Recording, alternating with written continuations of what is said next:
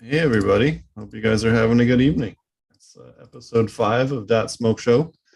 We have a very special guest today. We got Breeder Steve all the way from BC. How's it going? Hello, thanks for having me, Steve. Nice to see you. And we also got Wesingine. How's it going, Wes? Yeah, man. Big up Ponics. Big up Breeder Steve. Respect. Hope everybody's living well. Hope everybody's living their best life. Hope everybody's smoking on something good, man. Hope everybody's doing awesome. We're trying. Speaking of Patois, I heard you're doing some stuff down in Jamaica. I saw on Twitter you're doing some stuff on Jamaica soon. Me or Wes? You. Well, I've got a little something happening there. Where there was kind of a false start with one group last year, and then now I've just contracted another farm down there to do some selection and breeding work with me and seed production. So I'm kind of working with them as a partner kind of deal. So I'm not going down and setting something up. It's already set up and running. I'm just contributing a bunch of seed lines that I want to reproduce, and should be really fun. Anyway, I'm really excited about it. I've honestly never been down there, and it's I feel overdue. So I'm excited to get down. It's a great island for sure. I know I spent quite a bit of time down there. That's awesome. Do you want to introduce yourself maybe to people that aren't as familiar with you in the industry, or maybe newer people and kids that are just getting into it now? Sure. Well, yeah, I'm known as Breeder Steve. Anyway, I did Spice of Life seeds from '94 to 2003, roughly, and since then I'd taken a long time off, and then about 5-6 years ago, I got back into it. So I haven't released any new seeds yet, but the new ones I'm making are all fully registered and phytosanitary certificates, and even working on getting USDA approval and stuff on them. So really taking it to, raising the bar on the game with myself is I feel like I compete with myself as the main challenge, right? So I'm excited to put some new stuff out there. It's been really a long time, and I've put some time into working on them with a good team, and hopefully everybody gets a chance to try them if they're interested. Awesome. Well, that's really cool. I thought we'd throw up this real quick. You guys will both get a laugh. So this was a legitimate thing from Leafly this week. I guess it was last week.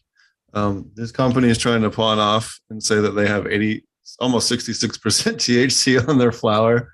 I mean, the comical test results we got in Oklahoma, man. It's just ridiculous. Nice. So what are some of the other different things that you're working on these days? I know I'm going to be headed off to one of them here in a couple of weeks.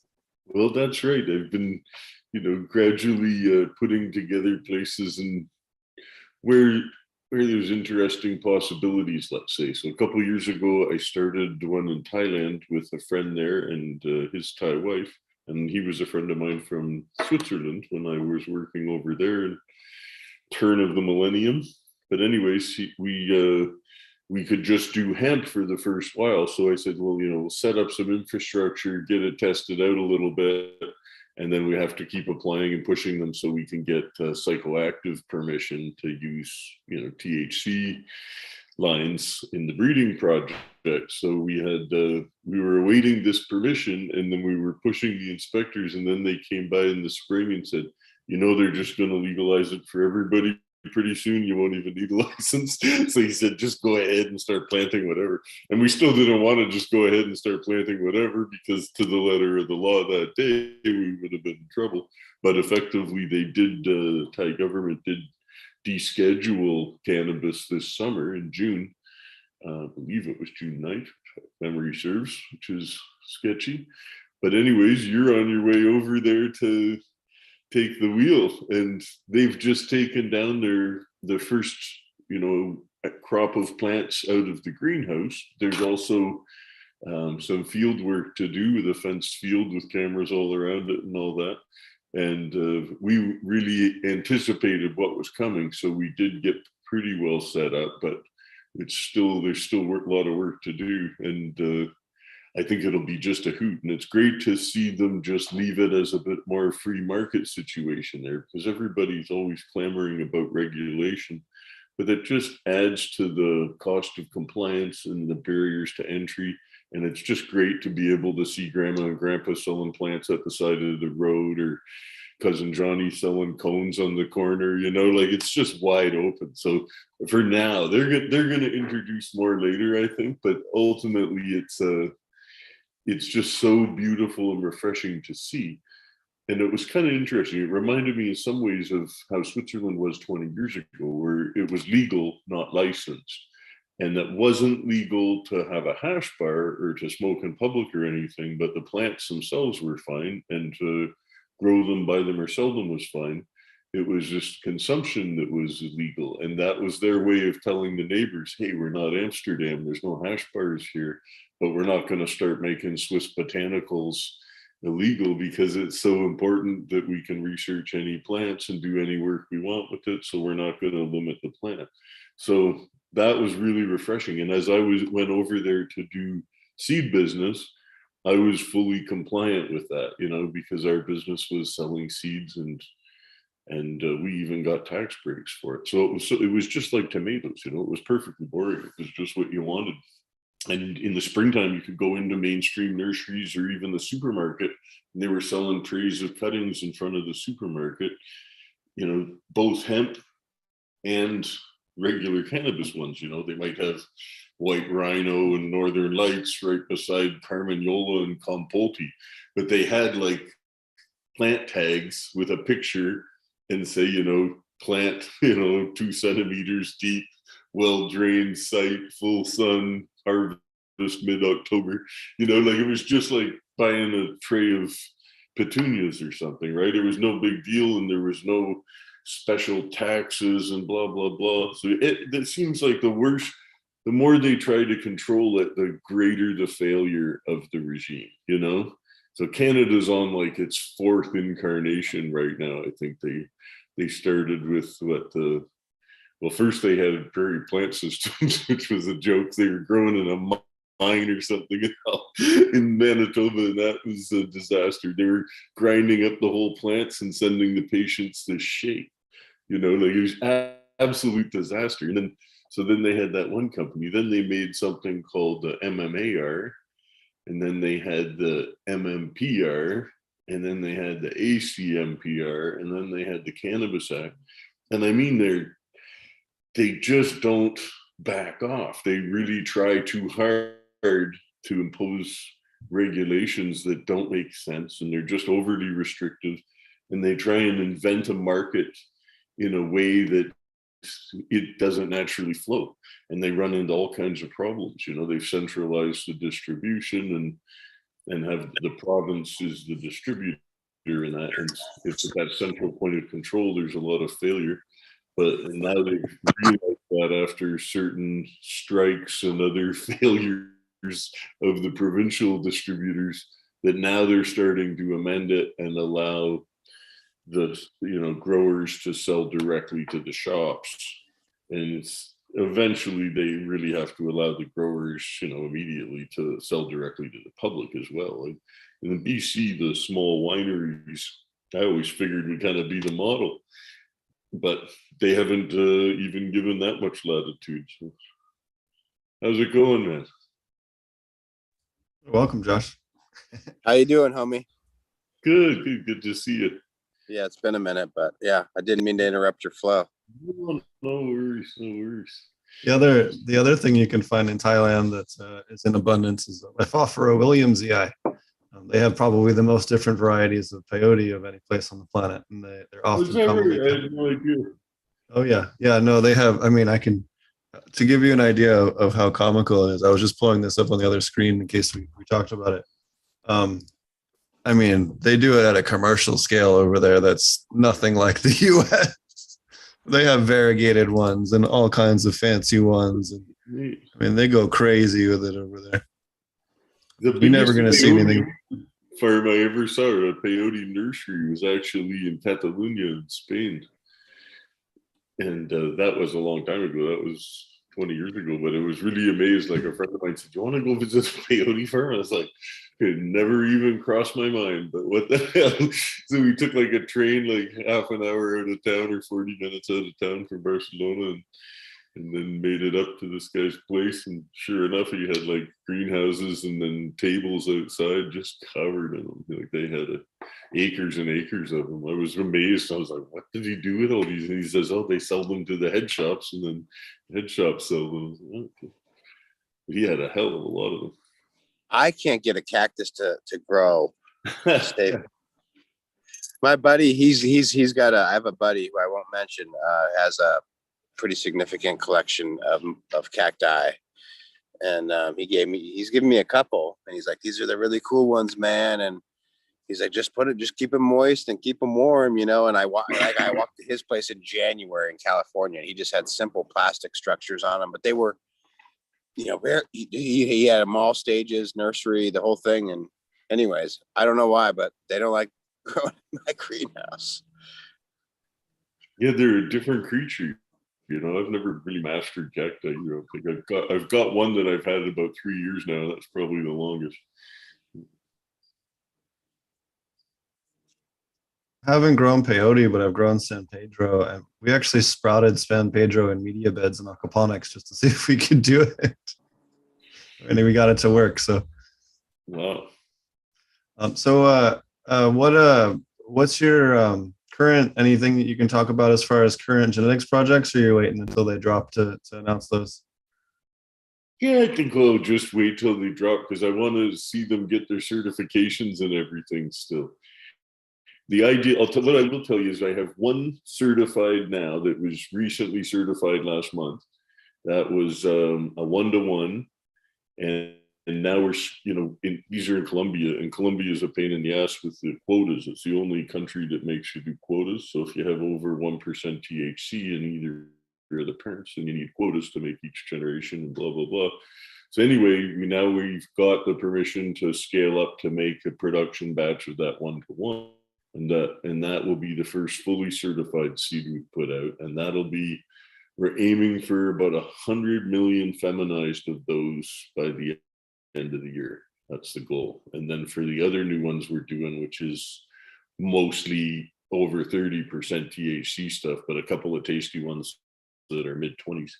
But of course, that's what the market wants, is stuff in that range, right? So we're going to try and have another 100 million of those made by the springtime and have them imported and in distribution in the States from gas stations and tattoo parlors and yoga studios and you name it. We're going to have these seeds everywhere. So it's really fun after not having seeds out in 20 years to know that it's legal to sell seeds in the US. And, you know, we always said there's no drugs in those seeds. You know, the seed is, you know, it's unborn life. And it has lots of potential to be different things, but it's not a drug as a seed. So according to the DEA, that's the same they feel about it now. And once they've affirmed that, I started setting my sights on setting up full distribution throughout the US. So I'm also gonna try and get them into some mainstream places, which is why I want the USDA certifications on them, so that I could maybe make them Kirkland cannabis or something and have them in Costco, or, you know, a Home Depot brand of cannabis seeds or something fun. So we'll see, you know, we'll see where the corporate sales team can park them. But I also want to have some feet on the street that are trying to get them into mom and pop businesses all over the States, because they're legal in every state. So, and the other thing I think is very important, you know, a lot of this good quality seed out there is, you know, and I even use the term loosely, but let's say not necessarily stable seed, but, you know, desirable cannabis, let's say.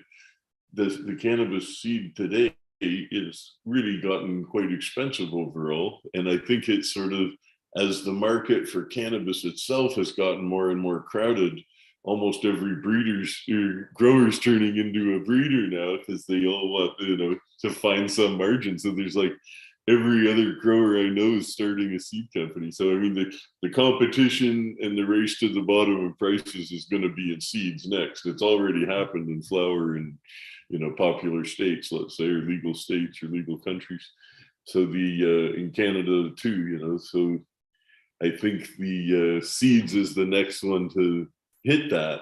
But the idea is to make so many that we can sell them cheap and have them in packs that anybody can buy, like a pack of sunflower seeds, And if you have some catchy labels and they're sitting at the cash register at the gas station, people might say, if they're under $10 a pack, people will be like, oh, I'll get that for my brother. He'll like that, or my coworker, or whatever. This is cute, blah, blah, blah. They'll love that name. So you can have some fun with it, and you have different branding for the different demographics too.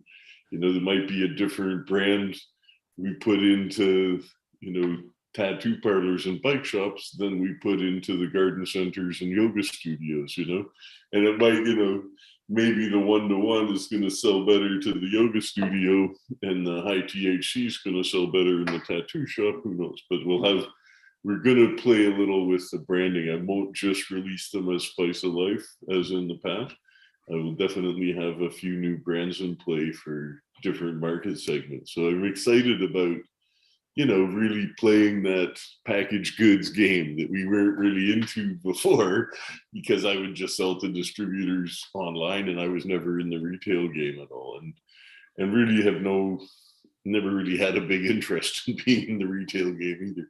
But on the other hand, I want to have really wide distribution and put out, really good quality, stable seeds that are so inexpensive that people start asking themselves, is it really worth doing mothers or clones, or should I just buy a few thousand of these, because they're coming up clean, feminized, stable plants that you think, and lots of new in there, because, we've drawn on everything and testing everything in the last 6 years.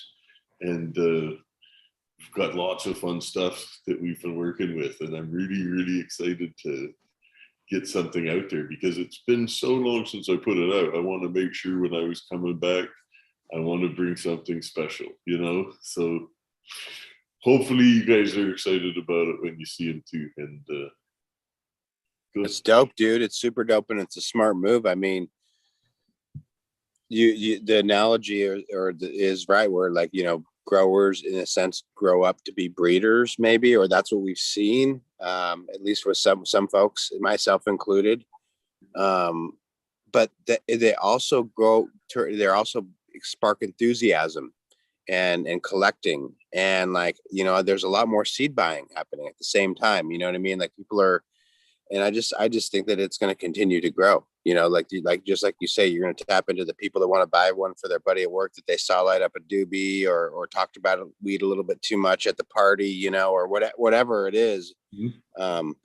There's a big, wide-ranging market for seeds, and I think it's just going to keep growing. Even though there's more people playing, I still think that is, that creates more excitement. Just, you know what I mean? It's like, we can have more breweries in town. We're all going to sell more beer. Sure.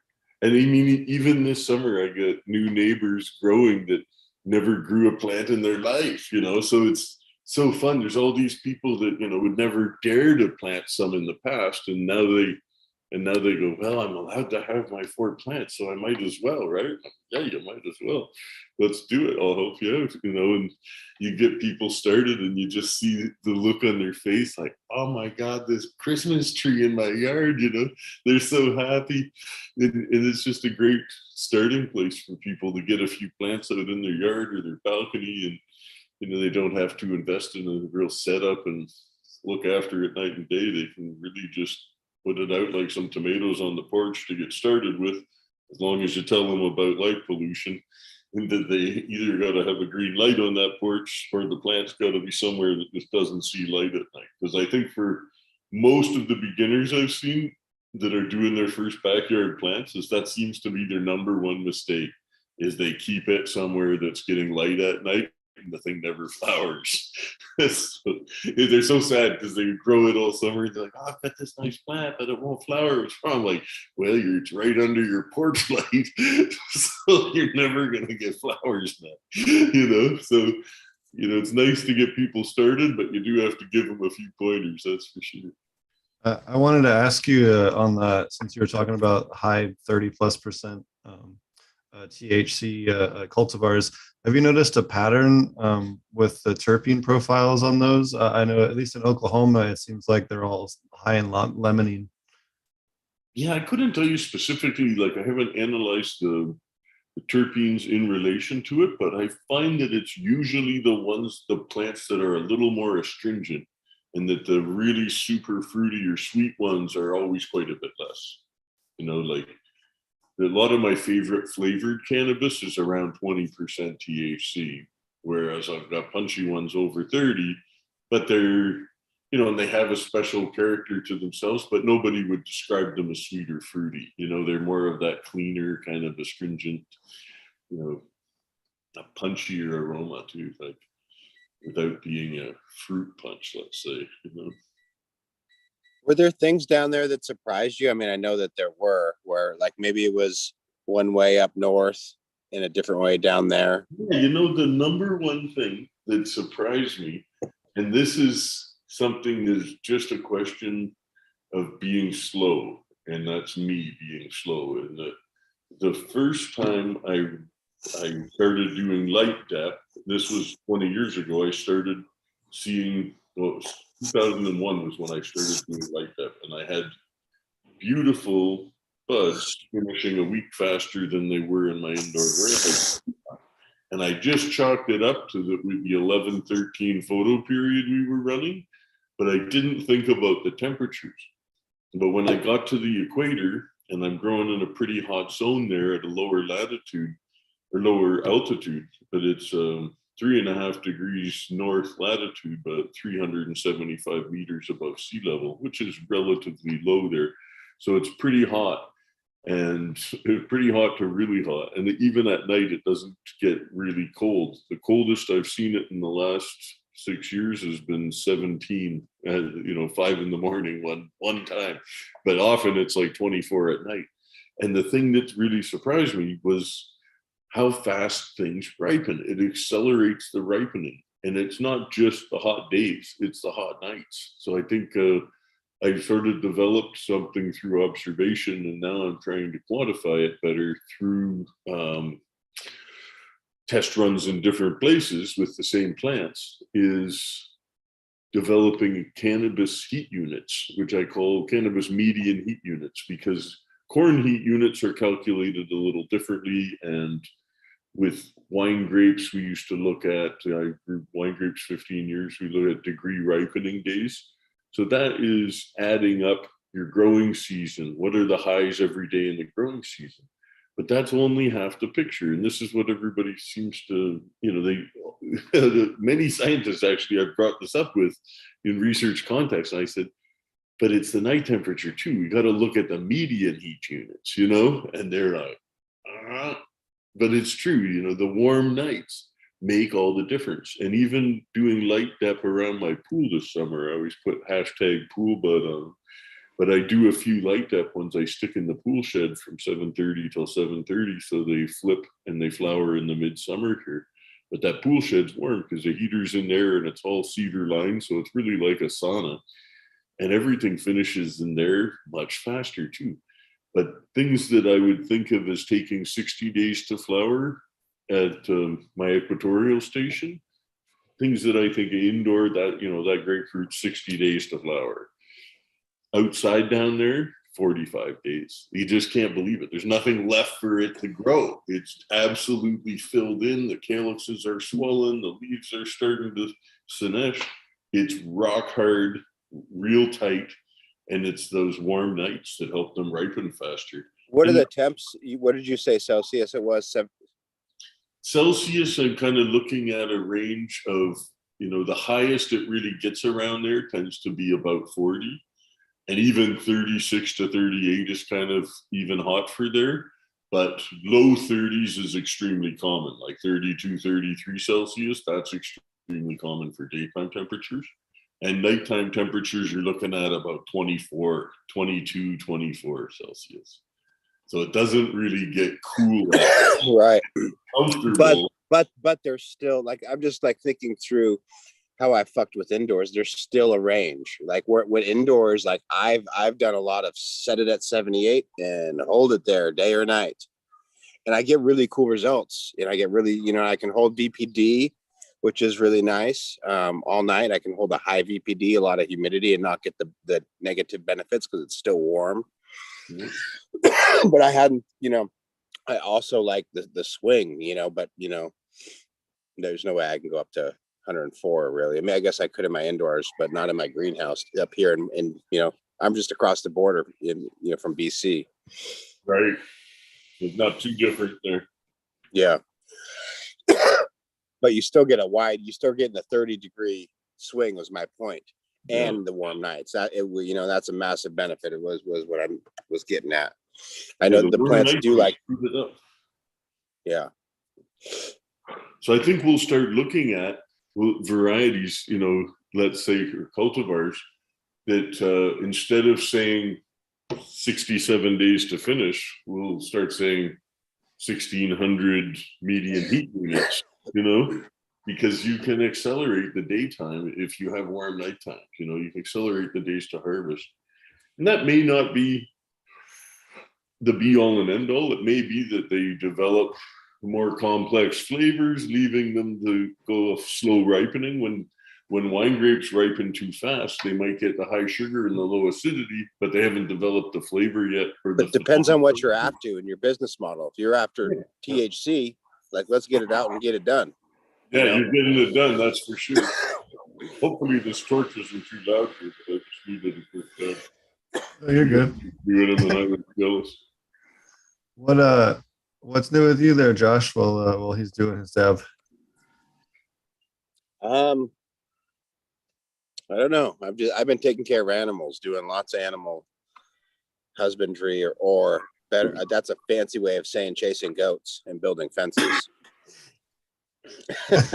So how much of the goats eaten that they weren't supposed to? Maybe that's the better. Oh man, they've definitely eaten in the chickens too. I just lost half a dozen plants to some chickens that were hungry, and I hadn't picked up and put my plants where I needed to have them. So yeah, it's the year for me to add animals, and it's in my mind everything my wife says is my famous last words, like, oh, it's no problem, it's totally no big deal, like I'm gonna get 3 bottle calves, and like that's not gonna affect my life whatsoever. And then I do you just learn things. I learn on the go, and so I make mistakes, and cows get out, the fence breaks, and the goats get out, and the fence breaks. Been doing a lot of like, okay, like let's get serious, Rutherford, and like make some nice fencing and some nice gates, and so that's kind of what's new with me. Nothing to really talk about on a weed show, but that's what I've been doing. That's good. I took a hard dab and tore my lungs up talking. Is there any other kind of maybe weird patterns you've noticed with terpenes or cannabinoid profiles in terms of any other strange traits? There's a couple that seem to be repelling spider mites really well.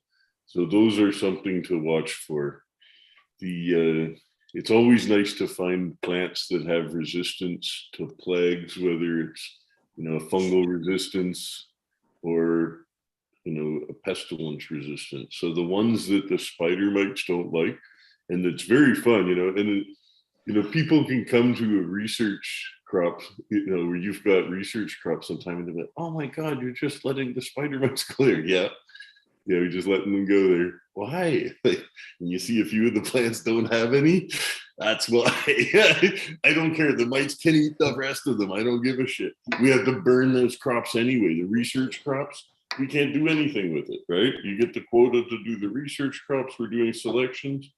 And the people are like, do you want me to spray them with, even with bio stuff or anything? I'm like, not for the selection crops. Just let them be and see who gets through, because there's very, external pressures make a breeder's life easy, because you really can never, overstate the importance of resistance to problems, I had the same thing, dude. I just recently had these red Lebanese cross that my buddy Crickets and Cicada did. It's a red Lebanese cross puck, and it has a hash plant in there.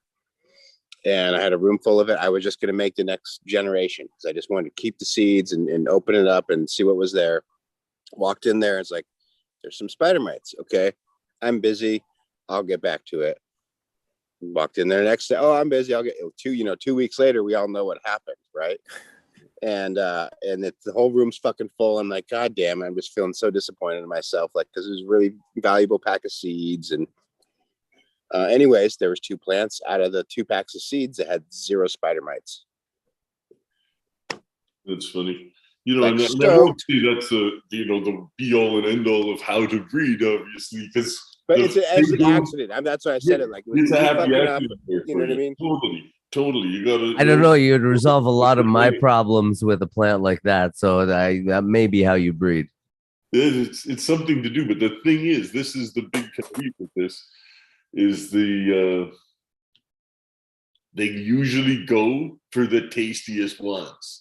So if you want to really be looking for your best tasting ones, when I start them from seed, I'll thin them out as I'm transplanting them quite drastically. And then by the time it's time to put them out, I'll do a couple of blocks with cuttings from what's left, So let's say I start 10,000 seed of one thing. Maybe by the time I go to put them out, there's only 200 plants left, because every time I transplant, I kill 3/4 of them, So if I'm going to put out those last 200, I might take, 2 cuttings from one side of it, 2 cuttings from another side, and then put them in different places and say, okay, this one we'll take care of and see what we've got. And that stuff, we'll just put 2 of those out, pairs of them out there, and just let the wild at them and see who's still standing. So it's very different, to, take care of them and see, the best they can be with a little coddling is always nice too, because it's not only about the sturdy ones, it's also about the tasty ones. And the thing is, the mites, often I'll find the mites will go to the ones I like best first too. Like they'll help me find the sweet ones. If I walk out in an unsprayed field. Up in Canada, we don't have spider mite problems outdoors, but in the tropics you do, because it never freezes, right? So in the dry season, they're really bad. So you can go out there and find ones that they don't like, which is always nice, but often you can find the tastiest ones because it looks the worst. You go over there and you're like, oh, that's why they're all over this one. It smells like candy, and they're not on the one that smells like onions. I wonder why. So I've seen the difference a lot that way. But the astringent high THC ones are often pretty resistant, because I found 2 out of my 3 highest THC lines to be mite resistant. So that's those ones. I can't remember the terps in them, but I'll have to get back to you on that. But those 2 plants were, not just plants, but those 2 seed lines, and they were literally in lines with all kinds of other ones. And you could easily see that these lines were being left alone, whereas the lines in between them had tents, So it's pretty something to see. Yeah, there was actually a paper that just came out recently. Actually, I guess it came out last year, but February of this year, on biotic stress of spider mites and how it increases the cannabinoid and terpene levels. So, there's all kinds of stuff coming out. Never know. Stress is a huge factor for a lot of these plants, and I've done it lots of side by sides and with different plants too, and like drought stress, for example, in herbs. Like I'd have some dry farmed oregano, and then I have some irrigated oregano right beside it, and the dry farmed was almost spicy like a habanero. It was so much more intense and it was a much smaller plant than the irrigated one, which was big bushy one. They looked a lot nicer, and it was definitely oregano, but it was a little more closer to lettuce than spicy. It was just a little blander. So I know drought stress makes a big difference, and you see it in wine grapes with a lot of growers that are selling grapes, they want to maximize their tonnage, right? So they're selling weight, but they have to, the winemaker doesn't want to get what's called water grapes. So you'll go through vineyards where they've been watering too close to harvest, and the grapes are swollen up and a little translucent, and they look more like water. They're called water grapes because they're kind of like little water balloons. So the grower might have just pumped another ton into his vineyard, but the grapes are diluted, so you want them to be somewhat concentrated if you're a winemaker. And the grape growers are often trying to, most of them are in tune with what the winemaker wants with any luck, but a lot of them are really trying to just squeeze every last ton out of that crop, right? So they'll pump it up with water. And it's like with the difference between those tomatoes off your compost pile or the pink water balloons at the grocery store, they just dilute. They don't have a lot of flavor. But I've seen it with herb where I had really well-fed greenhouses, and I'd put a blockhead cut in. I had filled up a whole greenhouse with blockhead, and I'd finished planting, and this was 2002, I think, and it was a light depth greenhouse, but I also had one plant left over. There was one clone in the tray after I planted the greenhouse. So I went and I took that and just stuck it in a meadow behind the greenhouse. And I never watered it once. I just left it in the meadow, and I didn't dig a hole for it or anything. I just went, ripped open a little dirt with my heel and stuck the thing in there. And it was a tiny picture, it grew into 4 or 5 foot plant, but it didn't have really big nugs. Whereas the ones in the greenhouse that were well fed, they had pop bottle buds. Whereas the one outside had buds like, quite a bit smaller. I'm trying to think, smaller than most pine cones or something. I'm trying to think. It was a totally different looking plant, and it smelled the same, but the one outside was just, there's something nicer about it a little bit. Like it was the same cuttings, but when I had them both dry later in jars, there was easily, hands down, the outdoor one that had absolutely zero feeding and zero irrigation. It burned clean white, and it just had an amazingly rich taste and a smooth texture of smoke. Whereas the big fat green buds in there, they had a little more of that harsh minty green, and the varietal flavor wasn't as pronounced. It was there, but it wasn't as exciting. It was just a shade of itself, but it yielded huge. The plants inside were huge yielders. The one outside was, barely any, barely there. It was beautiful. I've seen it to such extremes like that I can appreciate that. You might think, oh, we've really jacked the yield here, but you've lost something quality wise that most people wouldn't catch anyway. I think like the average person isn't really there with their, appreciation necessarily. So it's not a bad thing to be able to get a great yield. That's a good thing. But, as far as appreciation goes, you can have herb that's, very, very exceptional, but the level from being a 9 to a 10 is almost subtle for most. I would think, it's it could be lost on a lot of people, but it's when you find the stuff that you think, man, I remember that joint I had 10 years ago or 20 years ago, that was a fucking delicious joint, and when you think back like that, and you remember that one, but you can't remember everything you had in the last 2 weeks, but you still remember some of these old ones that stood out. Like that was a bell ringer. Like I felt my fucking head squeeze up. Like it was, or the characteristic of the joint. One crop I'd had of Northern Lights that was really some of the best bud I've grew in my whole life my second year, I think. I've strived for that ever since, and seldom get it, even close. But that time I've never had since. Resin is clear when you're smoking the bud, that the paper wasn't clear yellow. It looked like you dropped it in water. Like it was really, when you lit the joint, it looked wet. And it was like, wow, it's not like it's greasy yellow or turning brown. Once you're down to the end, sure, starting to get a little tartar. But as soon as you lit the joint, it looked like you dropped it in water. It just went clear. And there's just certain joints that, or crops you've had, plants you've had that you'll never forget. Those are the epic batches, and those are, the holy grail.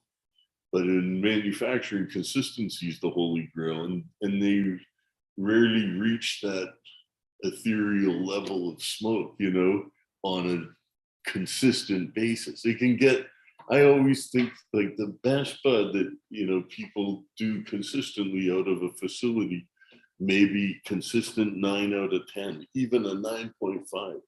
But unless it's like all the stars align and it's the best season with the right plant in the right place, handled well, you can totally have ethereal grass from outdoors. But it doesn't mean all outdoors is good. It means just like all indoors isn't good. Neither of them are. Most of the people slack somewhere, and it's only the very best of the best that's really the ones that stick with you the most in in favorable light. You might also remember some nasty ass brickweed you had traveling somewhere and be like, I'll never forget the taste of that fucking shit in Guatemala or whatever, which is real too, because I must have smoked 2 ounces of that Guatemalan, I'll never forget that one either. But it's so funny, the best and the worst.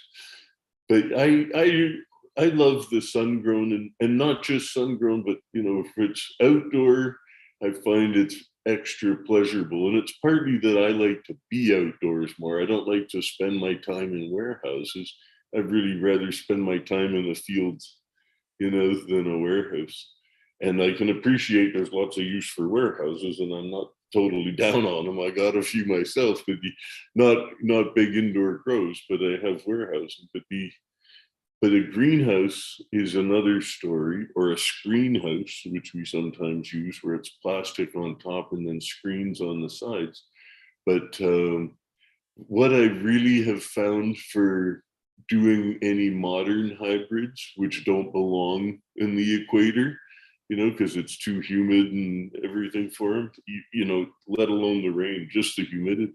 So what I found is a good happy medium, and I do the same thing at home in BC, is I call it cheater outdoor.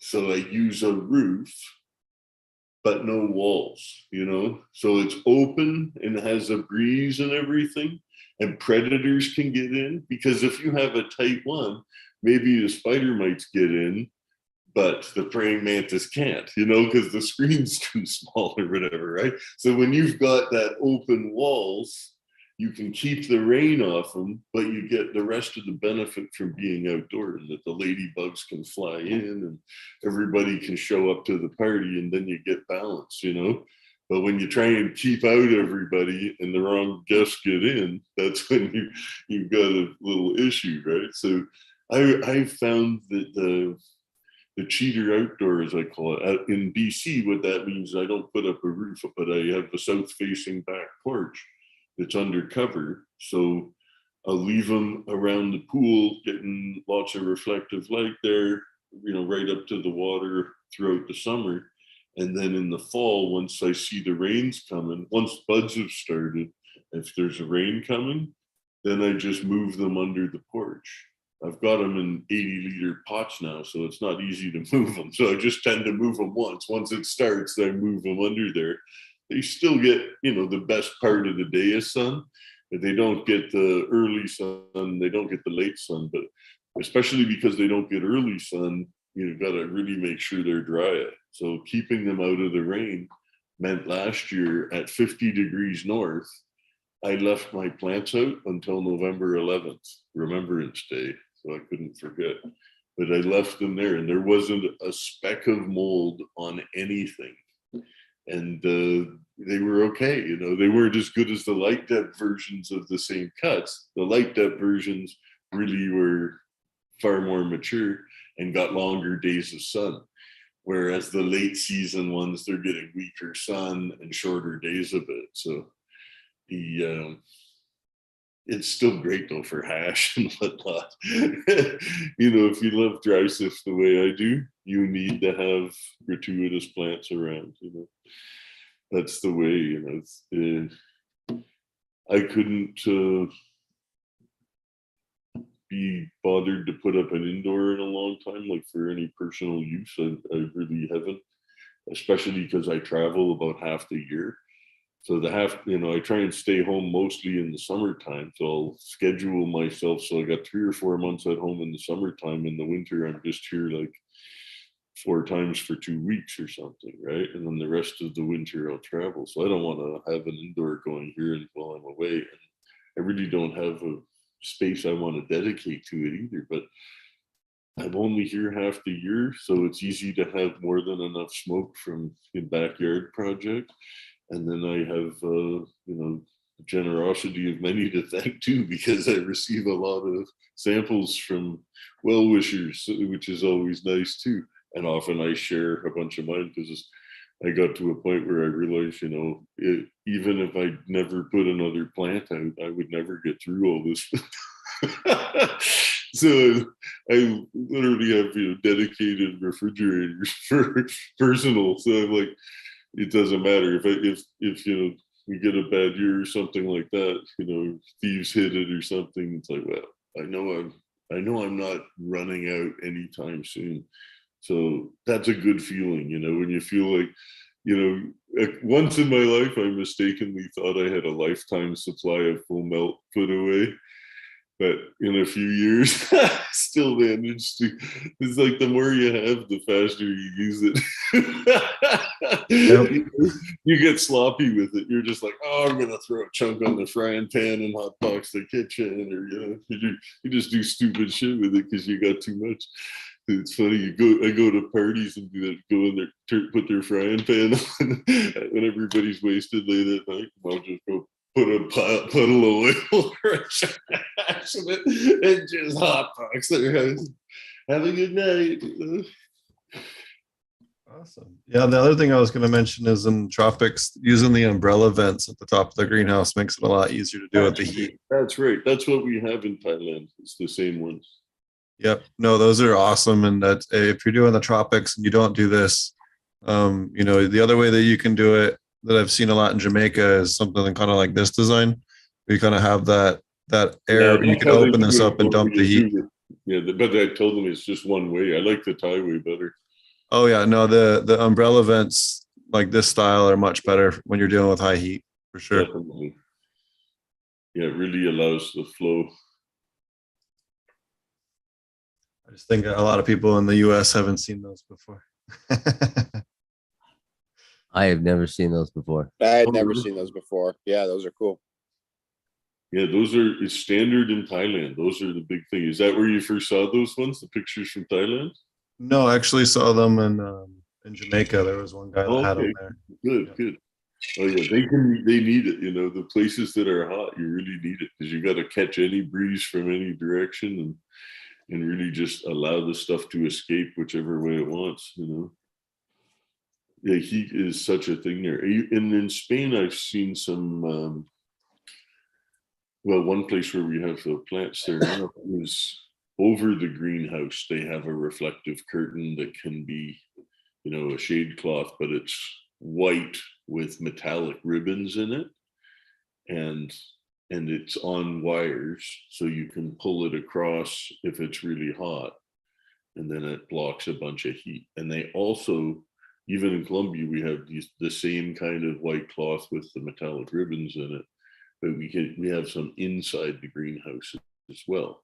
So you can really try and beat the heat because the greenhouses will go 10 degrees over what it is, you know, all the time, like nothing, right? So if you're having hot weather and it's 40 degrees and it's 50 in your greenhouse, your plants are not happy and your people are dying. You know what I mean? You've got to clean that, you got to take care of the heat. And on the hottest days, because I'm really not into buying a huge amount of power in these places because it's really expensive, the power. If you were making your own solar or something as well, maybe then you could justify trying to run some coolers in there. But to me, if I have to go down there and run air conditioners, I'm in the wrong spot. I have to be able to control it passively or a little, you know, low energy, let's say. So when you do the shade cloth, you know, we even pull them by hand, but you can have them on a little electric motor, and that's not a big deal. It's not like trying to run air conditioner on a hectare, right? You know, if you're trying to air condition a hectare in the jungle, you're as stupid as trying to plant a greenhouse in the Arctic, you know? So it doesn't make sense if you have to grow the plants with high energy inputs. It's really not going to last.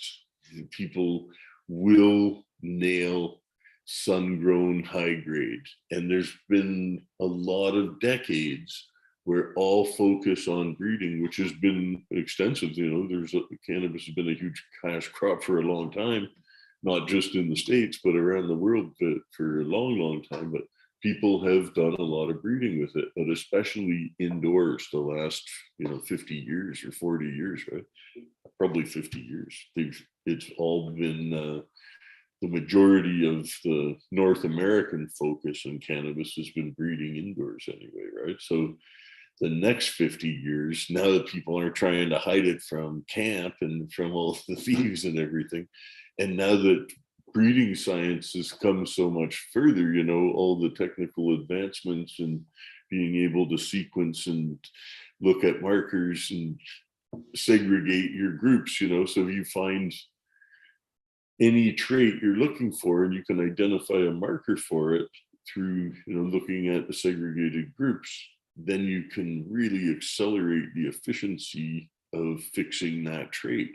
So there's a marker assisted selective breeding's, you know, going to accelerate. Like the breeding that happened the last 50 years really didn't have that, but the breeding that happens for the next 10 even is overwhelmingly going to be done that way. 5, you know, like it's happening already, of course, but there's a lot more seed companies not doing it than there are doing it, right?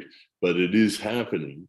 But it's really, you know, we didn't all have a brick cell phone when they came out either, right? But pretty soon everybody's going to be able to do this at home. It's pretty, the smaller tech pieces for doing it now are quite approachable for even for hobby breeders if they've got a few bucks to spend, right? So you can have a lot of fun with it now. You could always have a lot of fun with it, but now you've got tools, which was one thing that I was, you know, reading about 20 years ago, but nobody had access to. And I thought, man, when we could ever, you know, I'd come back to breeding the day I could do all this stuff, you know, because back then we'd just read about it. But if you weren't US government or Monsanto, you couldn't do that stuff. And it's not that I want to do the gene editing. I just want to look under the hood, you know, and make selections based on the knowledge of what each chromosome's got in store for you. And even just to be able to screen for hermaphrodites, you know, that's a huge one. So I think there's so many fun things to look at. Right now, I'm trying to find some markers for hermaphrodites for different types of hermaphrodites. So where you've got, you know, true intersex plants that have one branch male and one branch female.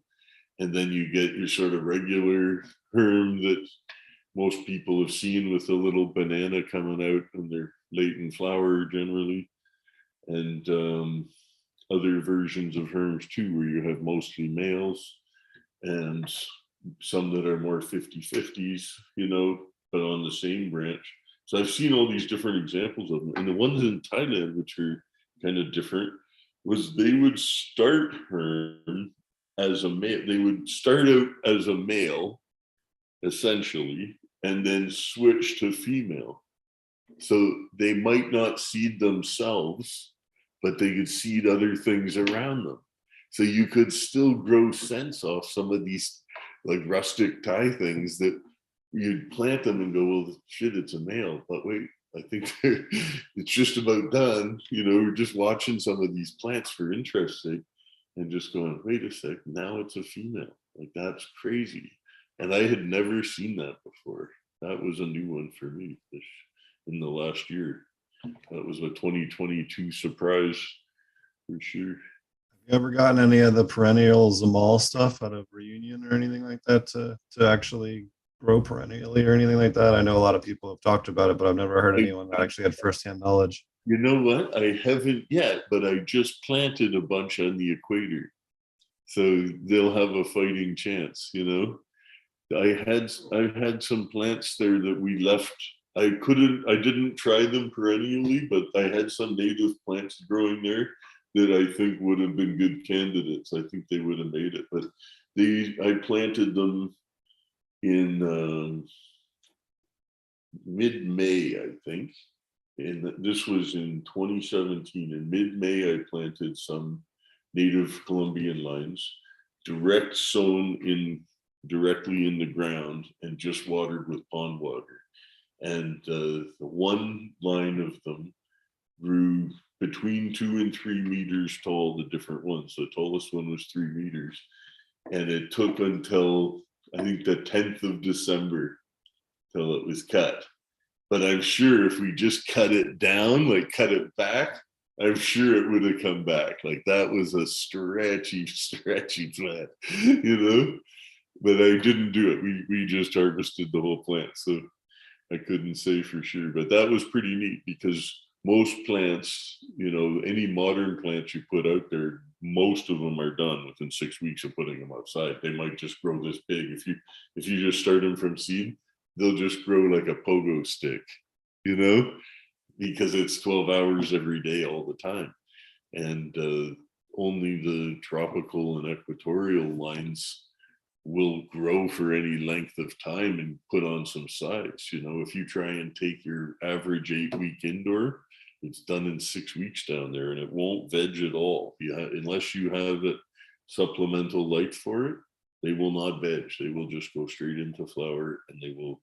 So a lot of plants stay really compact, and that's great if you're growing on tables and stuff too, right? So a lot of people, they'll try and grow large plants thinking that's how they're grown back in the West Coast when they get down there, but they don't need to because they've got a different situation. They don't have this photo period going up and down over the summer. They got a steady 12. And if you just work on having a steady turnover of tabletop crops, then those nice little compact plants are fantastic, you know? So it's all getting the density right for the plant in the conditions you're growing, you know.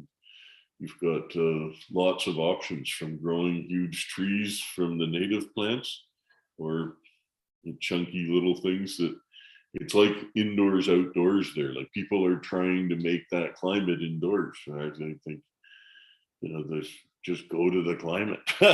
You know, I don't want to pay the light and heat, you know, thousands of hectares ultimately, right? You want to be able to plant high grade seed for high grade flower, but at scale, like going to the types of places those flowers do best, you know? Otherwise, I'm just not into fighting the environment. It's really more about matching the cannabis to the environment, because you have your, you know, stuff from Siberia to the equator, you know, there's totally different plants, you know. And I hear all the time, like, people in Colombia that are new to the industry, and they'll be like, we want to grow fiber hemp, so we want to get finola from Finland. I'm like, okay, but you know it's going to be this big. You're going to have really tiny fibers because Finland's used to really long days, you know. These guys are up at, you know, 50, 60 or something for latitude. It's a very, very different environment. The plants adapted all of these many, many places, but not every type of plant for every place. And and that goes for the tasty ones. For my taste, there is great cannabis to be had from the 42nd parallel down, but to me, the most exciting are certain equatorials and beyond tropical. I mean, right to the equator. In some of those, not every African, not every Asian, not every Colombian, but I mean, some of them are exceptional. And that to me is sort of the rarest of exciting noble cannabis. Like when you think about noble vines like Pinot Noir versus a hybrid grape like Marechal Foch or something, right? You can barely compare that, the quality. They're both red, they're both wine, but they're not night and day apart. So the noble grapes are these good, they're the best ones for making wine. And with cannabis, you have noble cannabis that is ultimately suited to being cannabis, not necessarily hash or everything else, but it's highlighted as cannabis, and other plants that are really best shown as hash. Like I find a lot of the Afghan Kush types where I really think, oh, they really make a delicious hash, but the weed just doesn't do it for me.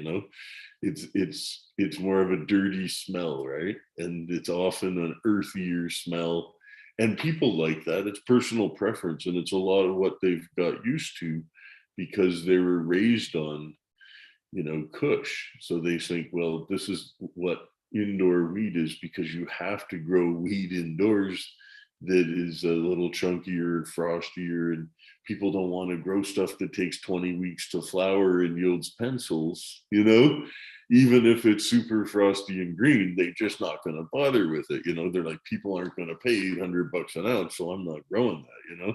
They want to grow something that they can get their 2 pounds, 4 pounds a light or whatever they're after, and that has the bag appeal, it's got to have some lift as well, of course. And everybody likes what they like. There's no right answer. But for me, I know I've been a little more spoiled for choice by having tried a lot more over the years, and really not just from traveling and whatnot, but from growing so many different ones, and from really quite a ways back. So I remember what real Colombian gold tastes like, whereas most people have never any idea about it. You know what I mean?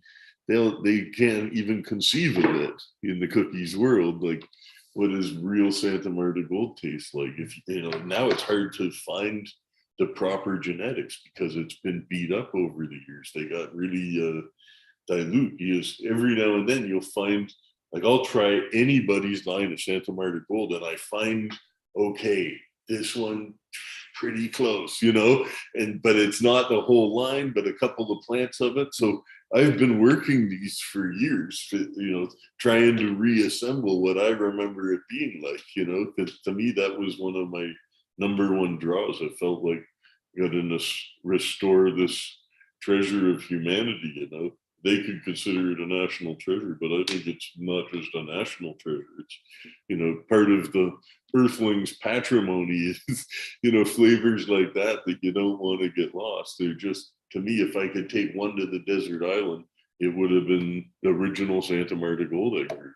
That was, to me, to this day, absolutely some of the most highlight of any cannabis I've tried.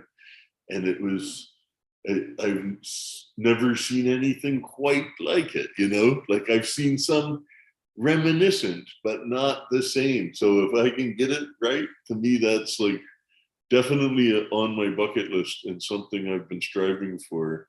And I've had some progress, and I'll surely share some pictures of them. I think, I'm sure I've put some actually, but anyways, if that's a sativa, or if we used to say sativa, but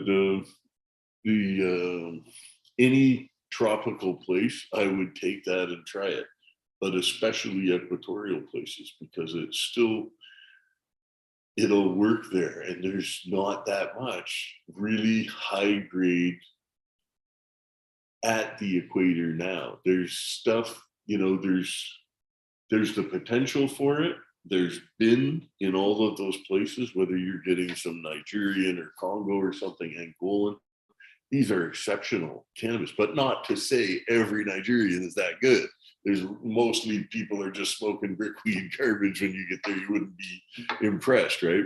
If you took a bunch of seeds and you selected the best from them, you might score and find something that you can grow absolute lime green, frosty stuff, but it's just pencil thin and has a flavor and aroma profile and an effect unlike anything people that shop in dispensaries have ever seen, you know, because those places don't have dispensaries yet and they don't have air conditioning. It's not that they can't grow the weed really well or that the weed doesn't work there. Those types have evolved there and they're fine. They grow fantastic. The problem is they take it into a hot pig shed to dry it, and it turns brown and compost in 45 hours before they bale it up. But if you harvest at the equator where it's totally hot and jungly, if you harvest those beauties and take them directly within a minute into the air conditioning to hang, phenomenal. But that's what people don't see, because when they go to the tropics in the developing world, they're seeing weed that wasn't dried with air conditioning, you know? And if you just cut up your weed and leave it at 36 degrees for a few days, it doesn't look too good, you know? It deteriorates rapidly, you know? So there's lots of fun to. Gotta dry it out on the rocks. Yeah, you know, you see all this crazy stuff and you think, oh, the weed is actually fabulous until they harvest it, you know? And then every hour it's degrading, you know? It's just terribly sad sometimes. But you know that once they're not having to hide it and, you know, brick it and put it under the truck bed and all that stuff, you know? Once it's a little more open and, you know, I'm looking at herbs I pull at the farm there and thinking, man, if I can put these in lined nitro tins and get them to people without them getting squished or repacked or anything, like just the nugs as I see them, my God, it would be stunning, stunning. And they could be $10 an ounce, you know, for total organic, rock hard, 30% outdoor. That's absolutely enjoyed the smoke, smooth and white hash, but at a cost that people are like, oh my God, finally, the weed is finally the price of a pack of smokes. That's the way it should be, you know? And I think weed could be cheaper than smokes if they were nice about it. It might, you know, it's not going to be the absolute prettiest bud if you've got to handle it all mechanized, but if it's harvested for flour and putting in tins, then it wouldn't be, you know, abused. I saw this. This is great. Yeah, this was in the news for anyone that didn't see it. Cannabis use outpaces cigarette use for the first time in history. That was a super cool article. It was on NPR, originally published on NPR. So, but yeah, pretty wild. On record, history on record.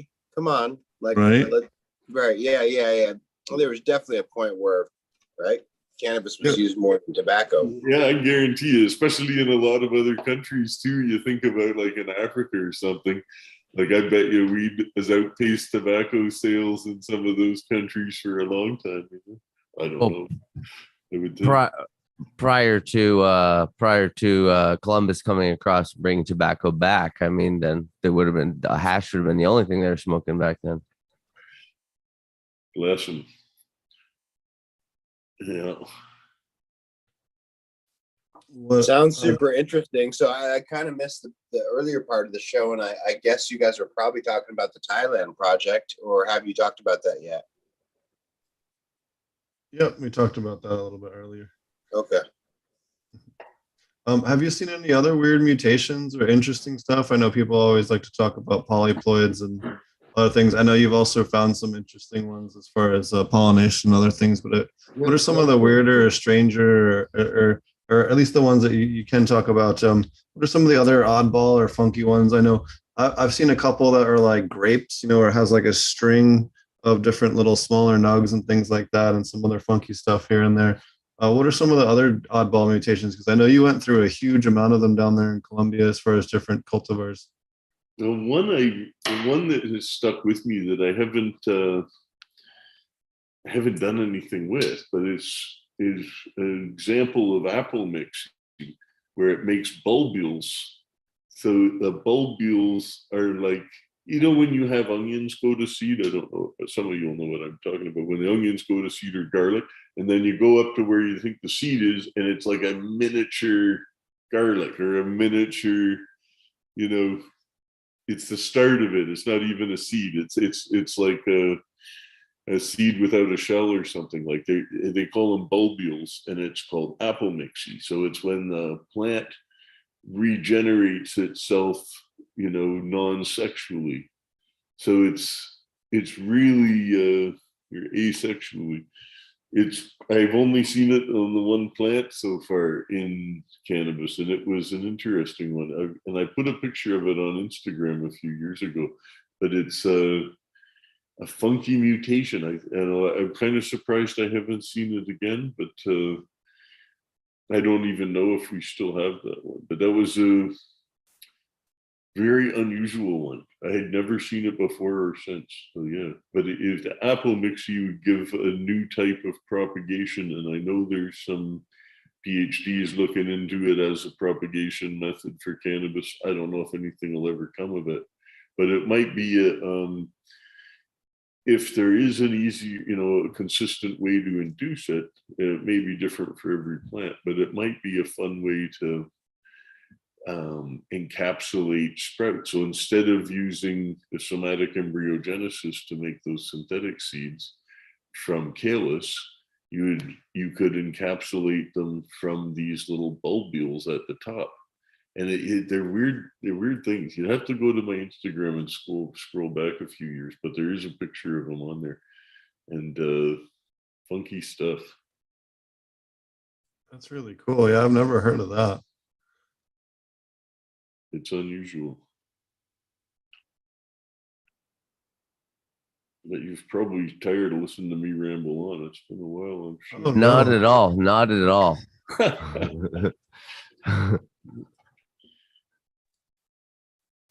What have you seen any other anything as far as color? I know there's all you always have the purples and things, but have you seen anything else as far as variety that was kind of stand out in your seeds? Well, you know, I guess one of the cooler things I've seen, and just in the last few years, was from some native lines, lesser known native lines in Colombia, but also in some in Asia, where the purple green dynamic was different. It wasn't that the colors were different, but that they appeared on the flower differently. Like it would have a green core and then a bit of purple catching up with it, you know, but there would be like a green tip ahead of the purple bud. And both of them are really narrow leaf. But I've seen it both in Asia and South American lines, which were definitely distinctly different lines, but they had this coloration that I hadn't seen before, and only in those two lines. One is Leonidas, which it's in Spanish, that's like a faraway place, and it is a faraway place, but it is actually not ridiculously far from where my farm is. And they've because it's a faraway place and it's at basically the start of the Andes, it's at the foothills. So my farm is in the plains, which is 60% of the landmass in Colombia. And that's, you know, between the mountains and Venezuela, right? So I'm in the plains, but if you went directly towards the mountains closest to me, you would be in Leonidas, and that's 10 degrees cooler than on the plains where I am. It's just up kind of foothills at the start of the Andes there. And they've been growing there a long time, and it's not wide open up there. At least it wasn't, and soon it will be, I believe. And they've stayed at some neat tourist places, and seen up bridges blown up in the Civil War, and that. I mean, there's a lot of history up there because the guerrillas all lived in the jungles. So the places where there wasn't any cover had less problems with guerrillas. So if you're up in Boyacá and Villa de Leyva, the hills are all brown and dry around there, and there's no trees, so it was quite peaceful. But where you have thick cover, then you had a lot more guerrilla activity, right? So that was really a hot spot, and there was a lot of battles and stuff around there. But now there's people growing organic coffee and making organic chocolate and growing weed, and it's really, really beautiful. And it's somewhere it gets Colombian tourists, but not so many foreign tourists. But I would recommend it for people to check it out, because now it's a far more peaceful area. And it is absolutely stunning, and you can go swim in waterfalls and hike up the rivers and just beautiful stuff. And there's, while you're having breakfast, there's toucans coming and sit on your shoulder. I mean, it's crazy, crazy tropical, let's say, and really, really nice. So there's a lot of places like that in Colombia that are very much under visited, let's say. And I mean, it would never turn into Epcot Center, but there's so much diversity in Colombia, but also because of the Civil War the last 50 years, even more, there was a whole lot of these places weren't safe to go, so people didn't go there. But now things have really turned around there, and I would encourage people that just want a super cool holiday and a bit of an adventure to check out Colombia, because you've got so many different zones. You can go and spend a week in the Amazon. You can go to the Caribbean, right? You can go to a mountaintop glacier or an oceanfront desert. I mean, everything in this really small area. And it's just overall a really neat spot to visit. You know, I haven't seen all of it. I've been going a long time, but mostly I've got things to do when I'm there. So I tend not to be doing a lot of holidaying while I'm there. I usually get like at least one fun weekend in or something before I go. But there's so many more places I would like to see there alone. And I could go for just a month of touring places I haven't been to, and I would be happy. But I do highly recommend people come down there. And also there was a change in government recently, and the new government is really a lot more progressive. The last one was a huge pain. Oh, you found it. Good work. Yeah, the gold wheels. Took me a while. Yeah, it almost looks like a mail, but it's not, right? You're like, wait a second, what's going on? Really strange. It's like packets or something, like seed pods almost. Yeah, but they're not. Yeah, they're like little sprouts, and it's like little sprouts of itself. So when they're really smaller, like if you looked at the very bottom one there, some of these are a little bigger and starting to open. But if you get down to some of the smaller ones in the bottom right, like you could encapsulate these and people could grow them, I'm sure. That's so crazy. You'd have to root it, like it doesn't have a root on it yet, right? So when you snip it off from the little stalk, you would have to plant that little stalk underneath it. In the very top, you see one that's like a sprout there.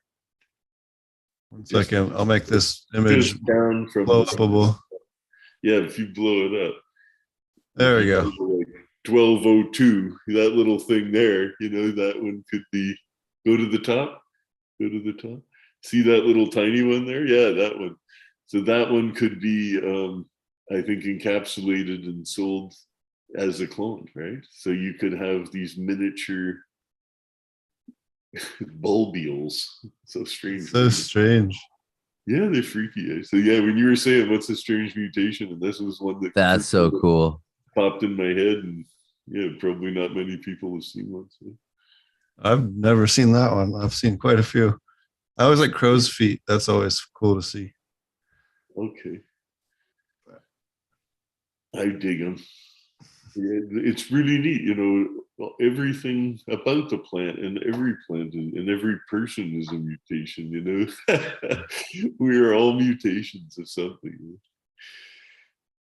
I had a friend telling me recently, you know, about the genetic basis for cannabinoid mutation, where how they initiated, basically initiation of cannabinoids via mutation, right? Beats me, you know. Big things to think about. That I love talking with people that know a lot more about it than I do, because it's always an eye opener. Any other updates with that big aquaponic system that you guys have going down there in Colombia? Well, you guys had that huge pond with all the needs a lot of work. I've never, you know, if it's full, it's 3 million liters. but it was never totally finished off to my liking. But gradually it's filling in with life. You know, it was mostly like an open tank, and my guys were stocking fish, but not habitat. And I was like, we need habitat. There's the fish, you know, there's just raptors circling it, picking off fish all day. And we had 2 caimans in there and a couple of guys fishing after work. So the fish were not lasting long. So I was like, we need some habitat in there. Then we'll, you know, slow the evaporation, because that 3 million liter reservoir, I'm not even using all my fields yet. And that 3 million liter reservoir is running dry, you know, so we're finishing it. Is ran right dry by the dry season, or at the end of the dry season. When I was last down there, we were still pumping from it, but it was like we had days left, maybe a day or 2 of water left, and then the rains came back. But we literally ran it dry. And I want to get it more covered, but mostly with, you know, lily pads and stuff, and that'll give the fish more places to hide. But it's all been, you know, prioritizing a lot of different expenses. So when I can get money spent on the building up the pond further, I do.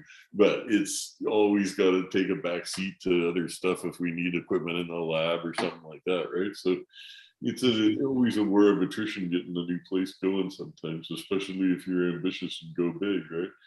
So that the pond is there, and it'll be totally full now because we've had El Nino this year, right? Or is it La Nina? It's the one where it stays north in the intertropical convergence zone, stays north, and we get way more rain, right? So this is what's happening right now. And you get more of them than the opposite, the La Ninas and El Ninos. It's La Nina. And because there's more land mass in the northern hemisphere, so that's why you'll get longer rainy seasons, or more often up in the northern hemisphere than the southern hemisphere, which is something to think about, because this is a record year for rainfall for us down there, which isn't ideal. The reason I picked this place was one of the reasons was the traditional weather was 80% of the rain fell in May. Well, that's easy to work with. And you got a bit of a wet season, you know, the month on either side. And then again in October, you get a little rainy spot. And then November, December, January, February, March, it's blazing hot and really dry. We have bigger problems with grass fires than floods. And even Colombians don't realize that. They think that area is a swamp. And they say it is a swamp in May, but you can work around May. So it was never a huge concern. But and certain plants love it. So you can plant some fields of the tropical stuff that you know isn't going to be anywhere close to flowering in those rainy months. It's just going to be just stretching up, and the rain means you're not irrigating it. So that's a beautiful way to grow a crop, is with the rainfall, if you can time them. I forget what I was talking about. Spacing out again. What were we talking about? Different outdoor strains, but I'm sure a couple of these other guys have a few more questions. Okay. Yeah, you were talking about the pond, and then you went to the weather and the rain. The pond. Yeah, the pond. Yeah. With water, yeah. And the other thing I want to mention about the pond, while I'm thinking about it, is as we are restocking it and getting some more habitat in it and stuff, the longest time I haven't done it, but I've always wanted to build a raft with wicks, you know? Yes. So you have the total blacked out, and even make a floating aeroponic raft where you have like black curtains going right to the water, and then the mist spring, you have the sun comes up, the pump comes on, the misters go inside that black tent, and have the wicks running down to the water for redundancy anyway, and then have the suspended plants above that in this raft. So I want to put the frames out and then have the little covered parts too, so they don't get rained on, but they're always just floating around and wicked. And my that 3 million liter reservoir is about 1.5 hectares, if memory serves. So it's quite a bit, to not be growing on. And you think, okay, I've got 24 hectares fenced. I've got security on 24 hectares. And if 1.5 is water, why not have the rafts on it, That's brilliant. I got a question for you, Steve. So in these big fields, do you have machines that just harvest the whole plant, or do humans have to harvest? No, because right now it's not being done as production crops, so it's all being selection crops and registration. So it's all about the plant tags and the individual plants. But once we can, but that's your goal, right? Yeah, that's exactly my goal. Let me tell you guys a little story. That's it. I reached out to Breeder Steve on Twitter a long ass time ago. And he was like, yeah, I want to be the most dominant cannabis provider in the world.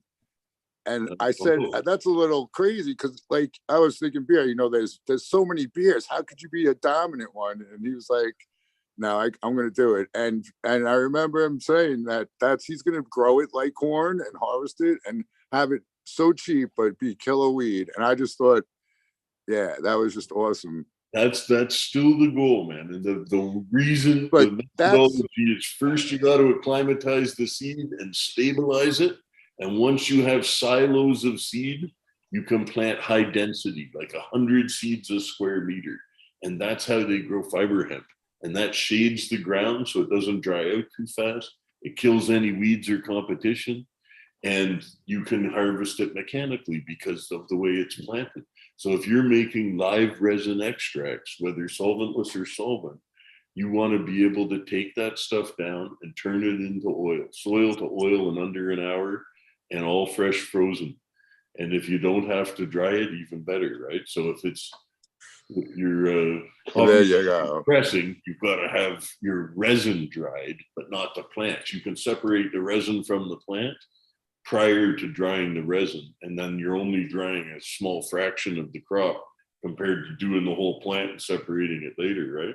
And everything that goes through the tumbler, the fresh frozen bud that's been dusted, then you're going to take that straight into the hydrocarbon blasting, and that is, you don't dry that, right? You have it fresh frozen, you have it tumbled in liquid nitrogen, and you separate that right away. And even in the harvesting of it, the trailers have to be chilled, Right. That's what I was always thinking about. The whole goal going into it and insulate it. There's no drying. You just take it, freeze it, and exactly.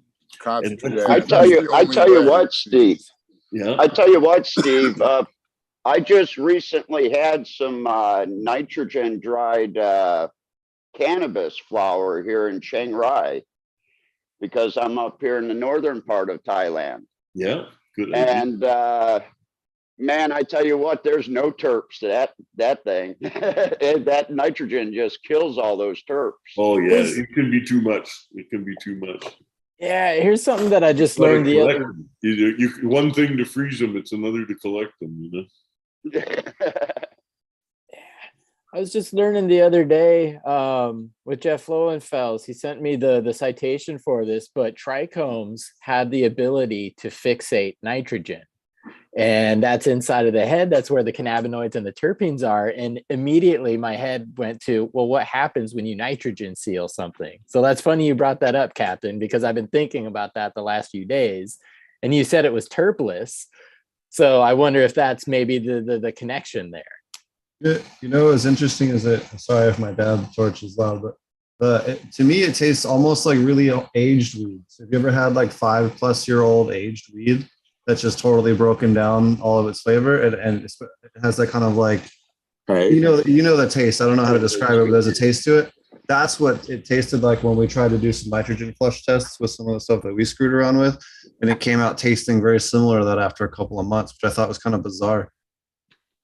Yeah, I wasn't drying weed with the nitrogen. Exactly not what I was doing. I was taking the hash off it, fresh frozen. I wasn't drying the plant that way. The plant we would still blast wet, after dusting it, frozen. So I've just taken off frozen glands, but they're not dry glands. They're just fresh. They're almost like, you could roll it into Ferris if you wanted.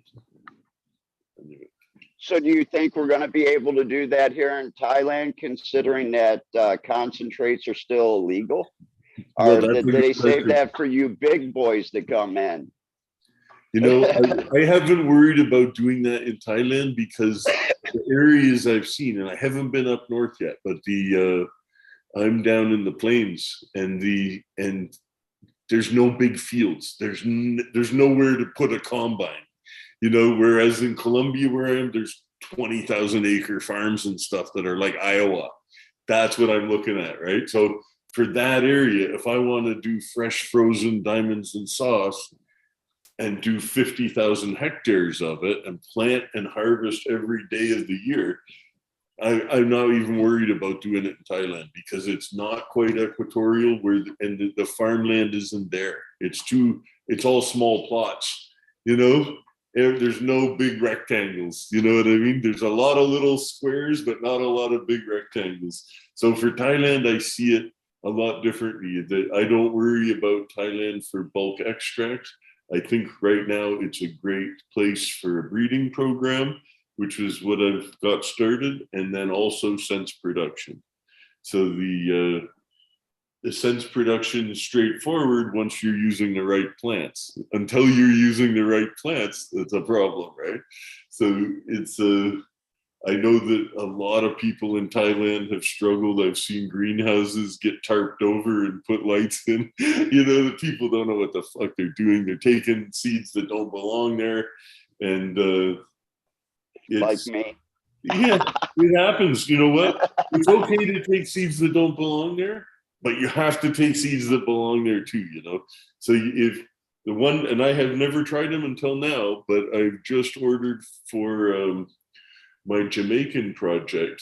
I'd had my partners order, I said, try some of these ACE seeds. I hadn't looked at seed catalogs in eons, and I spent like a week online looking at different things and said, definitely try some of these ACE seeds because they've got lots of tropical African ones and they would be interesting to see in Thailand, especially the ones from more tropical climates, So I think I have high hopes that those will be part of a good breeding program, but I also sent down lots of the new expensive seeds from the West Coast to say, okay, what if these guys got to? This is all the rage. People are going to be happy to see this in the cross, but I'm going to be crossing all those things with the most outstanding tropical ones. So, Breeder Steve, Durban poison is in the cookies. So I grew out straight up Durban poison when I was a kid, and it hit the ceiling, it had that it totally tasted like black licorice, which I didn't like. So I killed it off. I didn't know. I don't like it either. I don't like it either. It's so funny you said that because I'm thinking, yep, I know exactly. And I grew out when I was in Switzerland, I was a member of the International Hemp Association, which was out of Holland, and they sent me a bunch of Kandahar, like a couple 100 grams of Kandahar seed and a couple 100 grams of Durban poison seed. And they weren't reproductions. They were both what had been collected. And they just said, would you grow these out just so we can have a look and see that they're all still, popping and whatnot. If we need to make more or whatnot, let's have a look. Because even for them, they wouldn't make more in a greenhouse if they could help it. They would try and get permission to go back and remake them in Kandahar unless they could get fresh stock. So they were getting stock every year. Even that's how we restored Carmagnola, I believe, was the northern Italian hemp strain, and it was literally lost in Italy, and it was in the collection from the Vavilov Institute that had been taken over by International Hemp Association. And they got permission from the Italian government when even hemp was illegal to go back and grow, I think it was a hectare of the seed in situ where it belonged and reproduce it so that the strain wouldn't become extinct, That's just incredible. Yeah. Yeah. So it's crazy, But my point at the start was the Durban poison would probably do well in those 12 and 12 in tropical areas, and then crossed with some like if you get that cookie cross, it'll have that Durban poison in it. Maybe you'll find some really killer. I've seen some decent cookie crosses go out down there. I haven't taken pure Durban to the farm because when I grew it out so long ago, which like you said, it was totally black licorice. I didn't like it. I just That's why I killed it. I don't want to do this anymore. And when I grow out any cookies crosses that I've been checking, I'm all, if they smell too much like Durban, I tend not to like them. Sometimes I like somebody might crosses that were nice and they didn't have that smell. But when they're like, I like black licorice too. It's not that I'm opposed to it. I just don't like it as wheat. I don't know. Right. Yeah. I don't like it in general. But yeah, I was gonna say that the Durbans have been one of the best ones for outdoor in Oklahoma. They it's a very similar climate to Zimbabwe and Southern Africa, and it does really well here in outdoors. One of the ones I don't have to worry about PM. The caterpillars seem to not really touch it as much and stuff like that. So it's been one of Durban crosses have been some of our best producers in Oklahoma in the last 3 years. I can tell you that. I believe you. Cool. It's a super hardy plant. Like it's a total workhorse. I had a seed that was labeled Nigerian by Cinderella 99 from a company called Afro Pips, a seed company.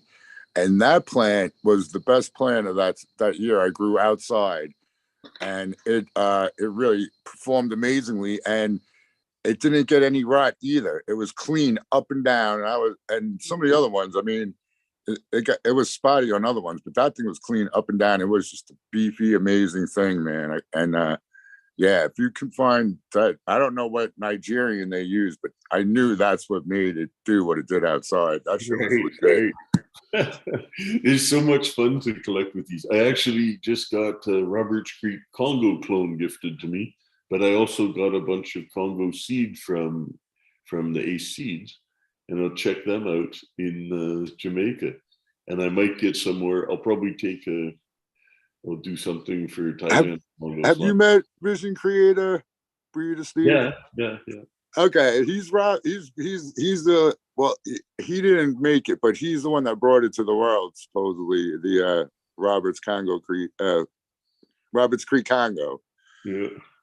And I've seen I've seen Chunks. Oh, he's a character, dude. I love that guy. Oh, yeah, I love him. Yeah. But I've seen Chunks that he sent me pictures of, which I'm sure was the one that you probably have, and it is killer too. Yeah, it's really nice. The Congo's a special one. It's I have friends that grow that and sweet skunk, the original sweet skunk, and I'm biased heavily, of course.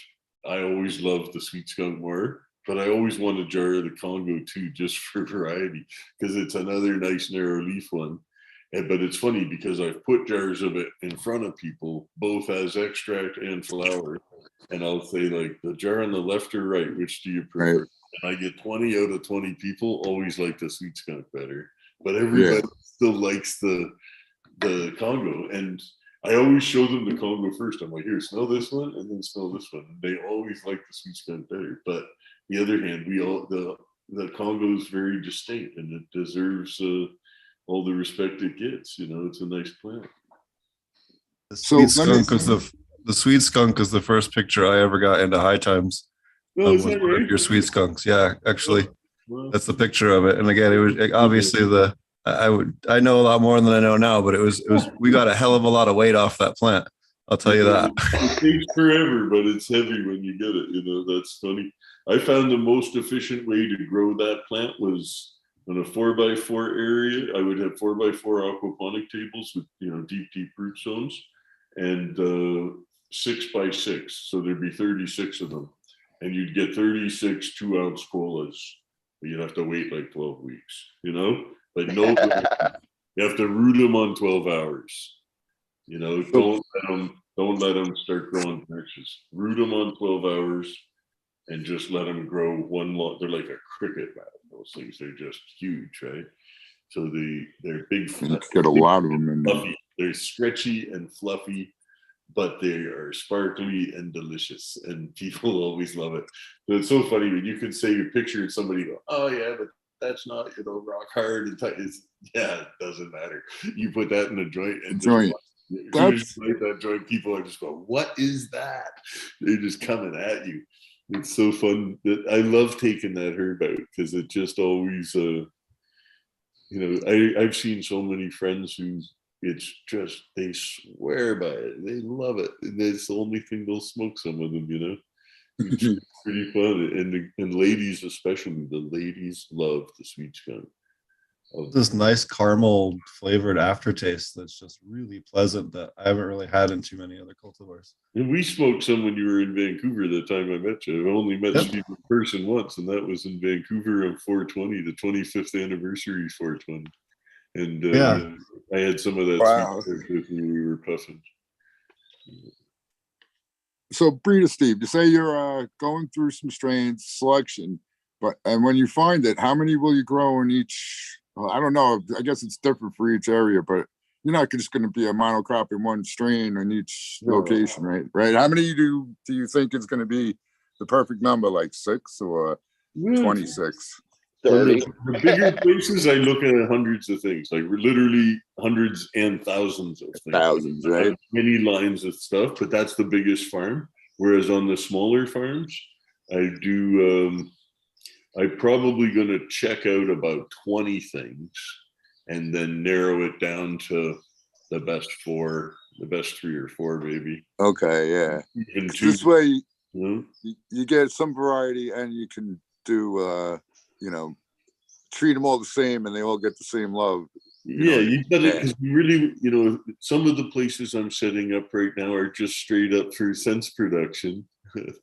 It's a blast from the past. Huh? There you go. I don't know. I think Josh dropped off, but there you go. Yeah, that's Josh and Steve. Cool. Yeah, that's super cool. But anyways, like if I'm setting up a place with the ultimate goal for a small family farm to do 100 kilos every week, that's a pretty small. It's not tiny. But it's a small setup. It's not a farm with 80 people and tractors and everything. It's a few different. Blocks of greenhouses on a couple hectares. So the 100 kilo setups that I'm trying to do a number of those right now. Those are with different people in different places, and I want each of them producing distinctive things. So even if they're in the same country, if I have 4 in Thailand, 4 in Colombia that are just set up under the new descheduling, like currently under Colombia, you've got to work under very restrictive licenses, but they're about to dump that and let everybody at it, just like in Thailand, I hope. So in that case, then I want to, it's legal, not licensed. So it's really like tomatoes, and you set up your production, and that's that. You declare where it is, you register to pay your regular sales tax, and that's enough. If you want to say we sell third party tested, you can see that there's no fungicides on our batches or blah, blah, blah. You're welcome to do that. There's going to be consumers that'll appreciate that, but you're not obligated to do it. If you want to just go to the farmer's market and buy a fistful of flowers from Farmer Bob, who cares? That's up to you and Farmer Bob as far as I'm concerned, So that's good enough. I'm really happy to see what's happening there for now. I always feel like in Thailand, we're waiting for the other shoe to drop still.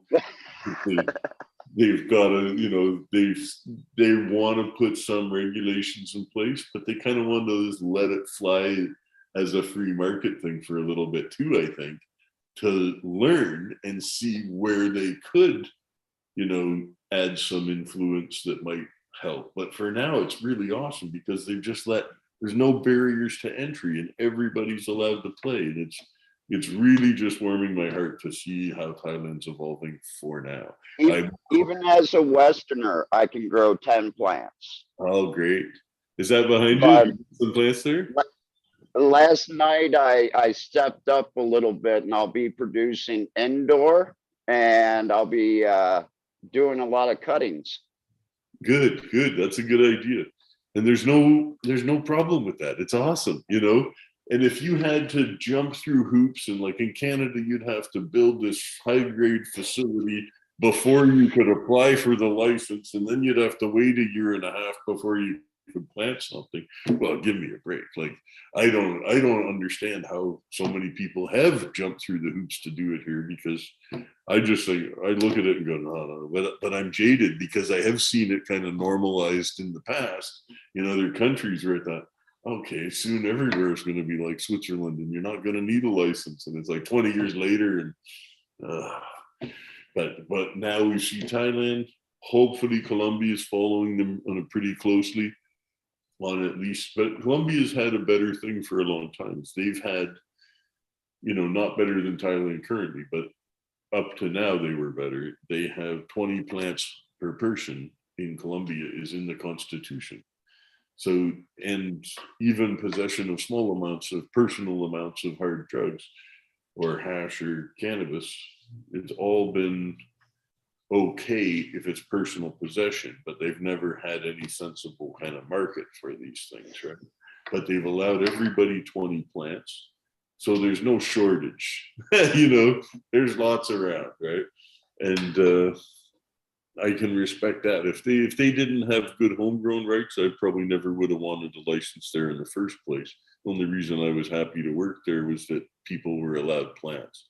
Whereas I hated it the way the one Canadian one, the MMP, they were trying to make it so that people couldn't grow their own and that they had to buy. And that's really like, fuck you, I don't want to play if that's how it's going to be, But in Thailand, it's wide open right now. And I really hope they can keep it up. And I know that it's really helping people at a grassroots level. It's really given a lot of hope to young people that have a new path to jump into. And anybody can open a cafe, anybody can grow.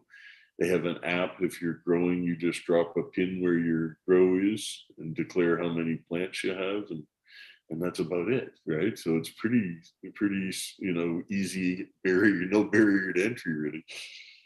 Actually, Steve, what I really like is the acceptance of just not THC, but CBD plant flower here in Thailand, and seeing shit, I just had a birthday. I guess that puts me into the elderly project here portion of it. But seeing people over the age of 45, 50 embracing the flower here in Thailand for the first time, and seeing the excitement that they have, because kind of like you said, they have a new freedom, and that new freedom has given them a hope that possibly, if they want to, they can make money in the cannabis business, because it only takes 1,000 baht to open up a store, $33. It only takes $100 for a cultivation license here in Thailand. And they just ask you, well, how big's your farm? My farm's 50 rye. Okay. You're allowed to grow on all 50. And there's no plant count. No, it's brilliant. It's so refreshing. And that's made me want to get out of projects that I'm involved in where there's a lot more regulation and oversight, because it always feels like death by 1,000 paper cuts, and it's inefficient. And, it's hard to run a business in the face of bureaucratic inefficiency throttling you, I really get sick of that. And what I see in Thailand right now just brings me back to Switzerland 20 years ago, where anybody could just go plant their land, or rent a warehouse and plant it. And there wasn't a problem to grow. The plant itself wasn't demonized. When I stepped off the plane here last, I can't remember hardly now July, when I came back, I got up, I went out to grab something to eat, and I see this little truck, and it's got apple fritters, banana hammock on it. And I'm like, did I just walk into Amsterdam? And now there's over 100 stores in Bangkok. Oh yeah, they're multiplying like crazy.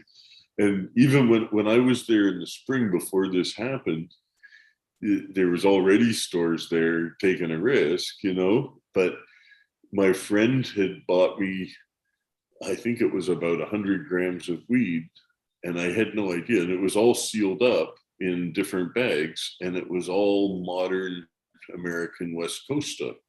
And I was like, is this grown in Bangkok or is this smuggled in? And he's like, I think it's grown here. I said, I don't think so, man. No. This is smuggled in. And I said, what do they sell this for? And he was like, 20 US a gram all the way up. I'm like, you spent $2,000 on some head stash for me? Like, geez. I felt guilty for him, I was like, you didn't need to do that. But I was happy his stuff and that too. But it was nice having some, but honestly, I had better Thai grown wheat than the imported American stuff. It was the imported American stuff looked the best. It was the most photogenic, but it didn't give me the same lift as the best Thai wheat I'd had, It was sun-grown hybrid stuff, And that was up around Calco, which is similar climate to where you are, but further south, in Phetchabun. I visited. We're a little bit different than Phetchabun, believe me. Phetchabun there's different zones. So the flatland is where the farm is really hot, but then Calco is highland. They have a mountain there. Have you ever been up there? No, I haven't been down there yet. Okay, to the west yet. I mean, altitude-wise, it's you go like 10, 15 degrees down as you drive up, and there's a nice temple up there. And where's the anyway? Where the farm is flatland. Anyway, it's hot down there. It's always hot down there. But there's a really nice temple if you go up. Maybe in the photos on the left, even. Oh yeah, it's like 4 Buddhas built in. Yeah, this is the place here on the left. So that's highlands up there. So that's Phetchabun, but it's the coolest part of Thailand, I think. Whereas a flat part of Phetchabun is amongst the hottest. But yeah, that was a cool place, and to go there during the pandemic was amazing because you got to tour these places with no crowds. Like there was hardly anybody. You could get pictures you'd wait till the guy moves and get a picture with no people in it, So it was a magical time to go. And a lot of the grass, I visited 3 cannabis farms around there, plus did a drive-by of a military one. And it is a lot nicer, cooler place to grow than down in the plains where we're set up. I would seriously think about putting another one there, but some of the nicest grass I smoked in Thailand was grown like 10 minutes from this temple. You also hit on a key subject there, military field. Yeah, they were building. How many militaries grow cannabis, people? Yeah, they in Italy they do, right? In Italy, for the longest time, it was only the military was allowed to grow. But in Thailand, of course, the military can do whatever it wants, and they do most of the growing. And then they were distributing it through their friends in blue throughout the country, and they sold it at reggae bars that were allowed to, because they bought it from the right people who bought it from the right people. And thankfully now those guys are still going to be doing their damnedest to compete. And I saw like military indoor grown, like I saw the green crack that they were growing. Well, they have more experience, right?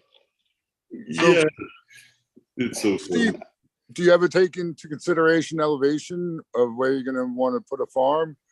Yeah, and I like to look at things in different elevations because it makes a big difference. And like where that temple was, he was just showing you, it was very comfortable and cool, and there's a misty clouds that roll up and down this valley. Is really quite a nice place. And a lot of Thais go there to escape the heat because it's like the coldest place they can drive to from Bangkok in 5 hours or something like that, It's, halfway up north, halfway basically to up north there. But it's pretty similar climate, and always elevation is a key, and especially in the tropics, but you see it in BC too. Like you can get too high up where you can't really grow the crop because it won't finish unless it's an auto or something, you know? So elevation's as big a deal. Like I always say, altitude and latitude are very important. Right, right. I think that's the reason why I picked up here in Chiang Rai, not only because I just love being around the people up here, because they're happy people. They're more relaxed people up here in the north. And they don't really worry about the government that much. Yeah, it's a little They're quite further different people. Yeah, I believe that. Is that the same in Canada? The further you get from Ottawa, the less people take them seriously. You know, you get out to British Columbia and it's like, oh, Ottawa, that's another place. You know, and I think I can totally see why Chiang Rai would be like that too, where it's like, you know, Bangkok's another world away, and they have a different language even, right? So it's the central Thai of Bangkok is different than the northern Thai or the Isan Thai or the southern Thai, you know. So I only studied Thai for 2 weeks before I went on my trip because I wanted to know something when I got there, but I sure as hell don't know Thai. It'll take me a lifetime. Believe me, you know, coming into Bangkok and staying in Bangkok when I was coming here and then moving up to the north, I go to say, you know, Sao Bot, and they look at me and they go, no, Izzy Bot. And I'm like, oh, okay. Yeah. You have about 8 different dialects of Thai too. So it really gets interesting, and Thai don't even understand the other Thai. That's right. Yeah, no, the Isan Thai is more like the Laos, I think. And that's more where my partner and his wife, who's also my partner, but that's her native tongue, you know, is more Isan, and Isan. and a lot of the people that are working there are Laos, right? They're Laos, so they speak different Thai than they would, you know, in Bangkok, of course, and that's fine. Most of them know the Bangkok Thai because that's the TV shows and all the stuff is sort of in their main Thai, and I don't know.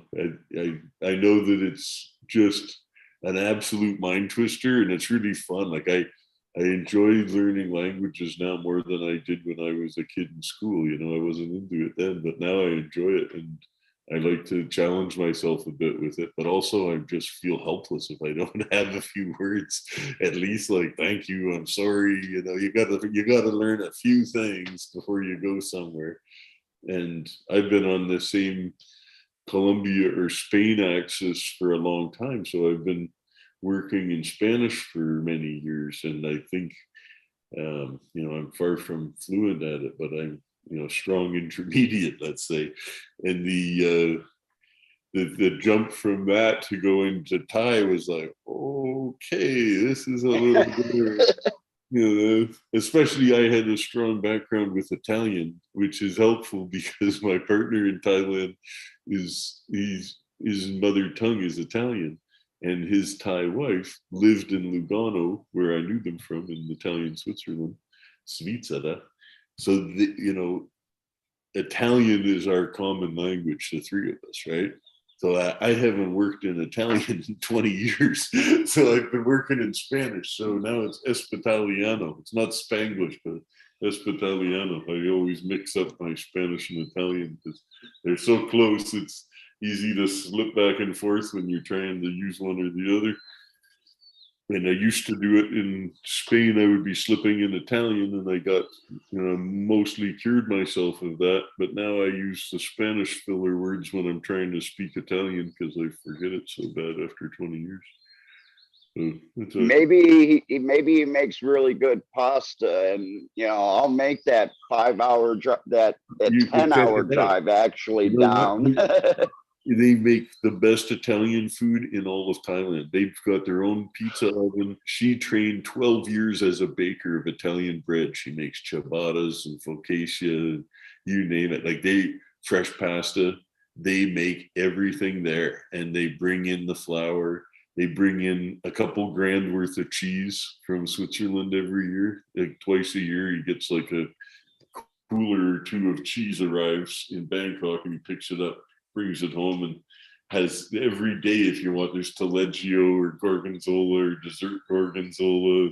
Like it's amazing taste of Italy, and really the best of it. He was a friend that, when I was living in Switzerland, him and I used to go out to a lot of really nice restaurants, including Michelin starred restaurants and that. I mean, we ate a lot of good food together, and we drank a lot of obscenely good wine.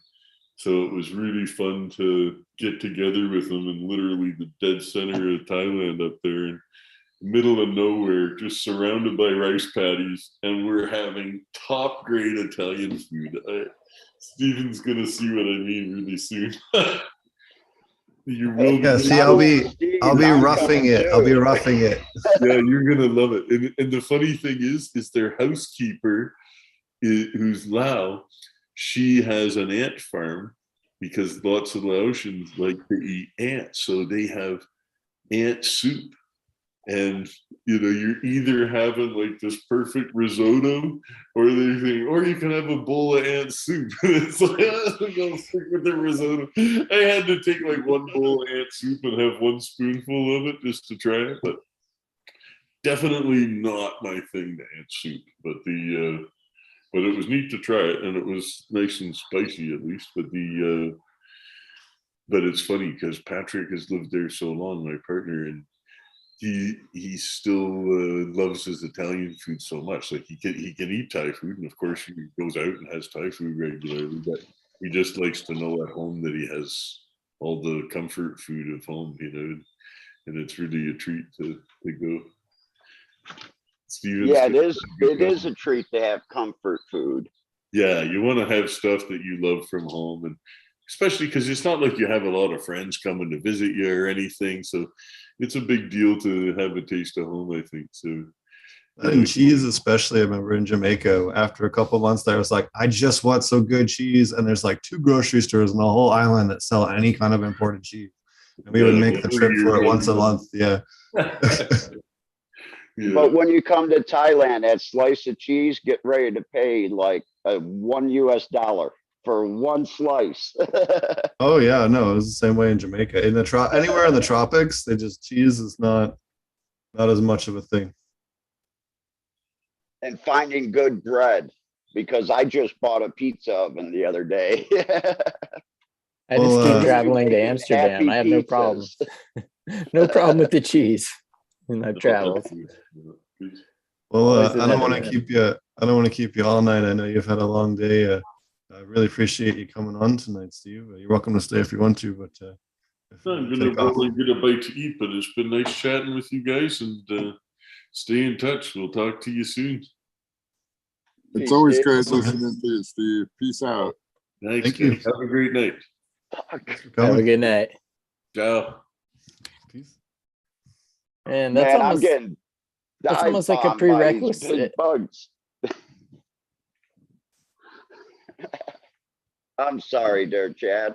I'm just getting dive bombed by big bees and wasps. My fruit are coming in my front yard, and they're just like starting to all attract to it. Right. So I'm sitting here dodging these things as they're coming at me, and you got to understand they're like 2 inches big.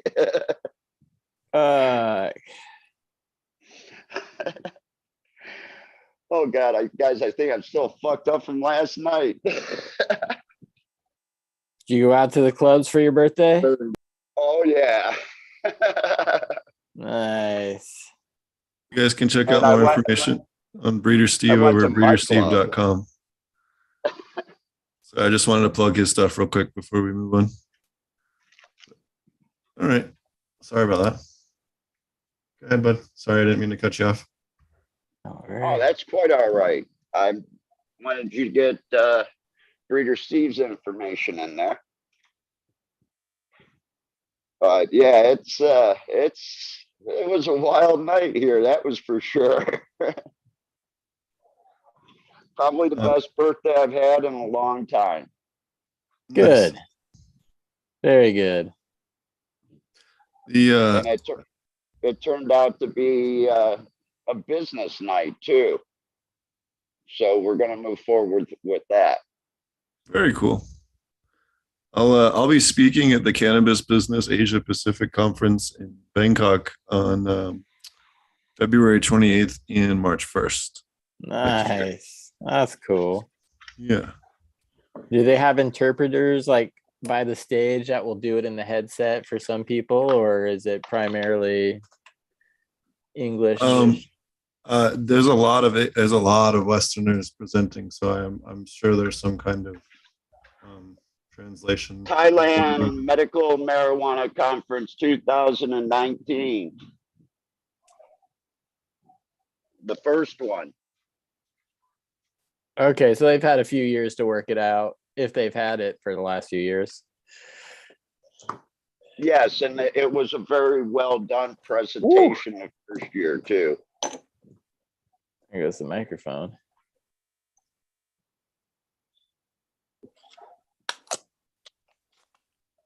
Oh yeah. I just trimmed my last bud. I am happy, happy, happy. And I'm smoking the last of my bud, and I'm sad. Oh, because no. just like Steve said, I ain't paying no fucking $20 a gram. No. You know, I'm kind of lucky. I did buy an eighth the other day. It did cost me $40 US though. That's not bad though. That's the average price, man. That's what I was paying 30 years ago. Let's see. Can I get something? Can I get a? Wanted to also say welcome the American one, and I don't think we had a chance to introduce you either. Oh, Yeah, my thanks bad. for having me. Yeah, man. It's Thanks for always coming. good to hear from Breeder Steve. I love it, all the shit he's doing. Oh yeah. He's on a whole other level. He's like I guess you can't say Michael Jackson level because that's a bad one, but Michael Jordan level. thank you. He's on a Yeah. Michael Jordan level. Like, you know, you're not Breeder Steve isn't like anybody else. Other people are like Breeder Steve. I'm trying to I- do one rye here. No, and other he's people want to talking be like about, Breeder Steve. Oh, 1 hectare. And I'm like, one ride of 1 hectare. Yeah, I'm a ant. You know, I one don't want hectare to. is only 2.48 acres. So. Yeah, I don't want to do more than 2 acres myself, and I don't want to. Yeah, I don't know if I want to. Quarter acre I is want enough. to be. I want to like rent be Breeder Steve when I want to be Breeder Steve, you know, and then the rest of the time be myself. Yeah. He's got a lot of Zim- stuff going on. Our Zim can't license imagine. is 700 hectares. Yeah, I can't imagine There's what you big- got to deal with on the daily.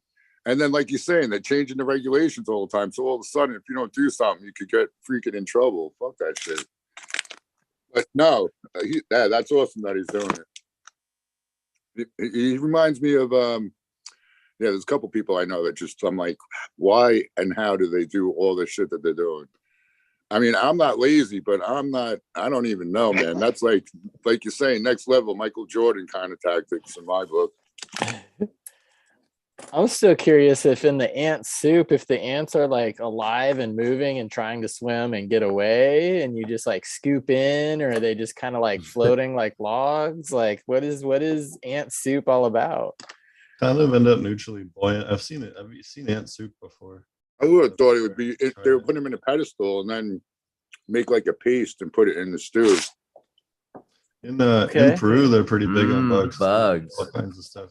You know what they do in Peru? They get the tarantulas and they roast them, and then they kind of whistle when they're done cooking because the steam escapes the joints or whatever. So you like know when they're done. It's kind of cool. And then you bring them to the U.S. and we deep fry them. Yeah. Deep fried tarantula legs. Coming to a fairground near you. Fairground is like Breaded the and fried. fried food place.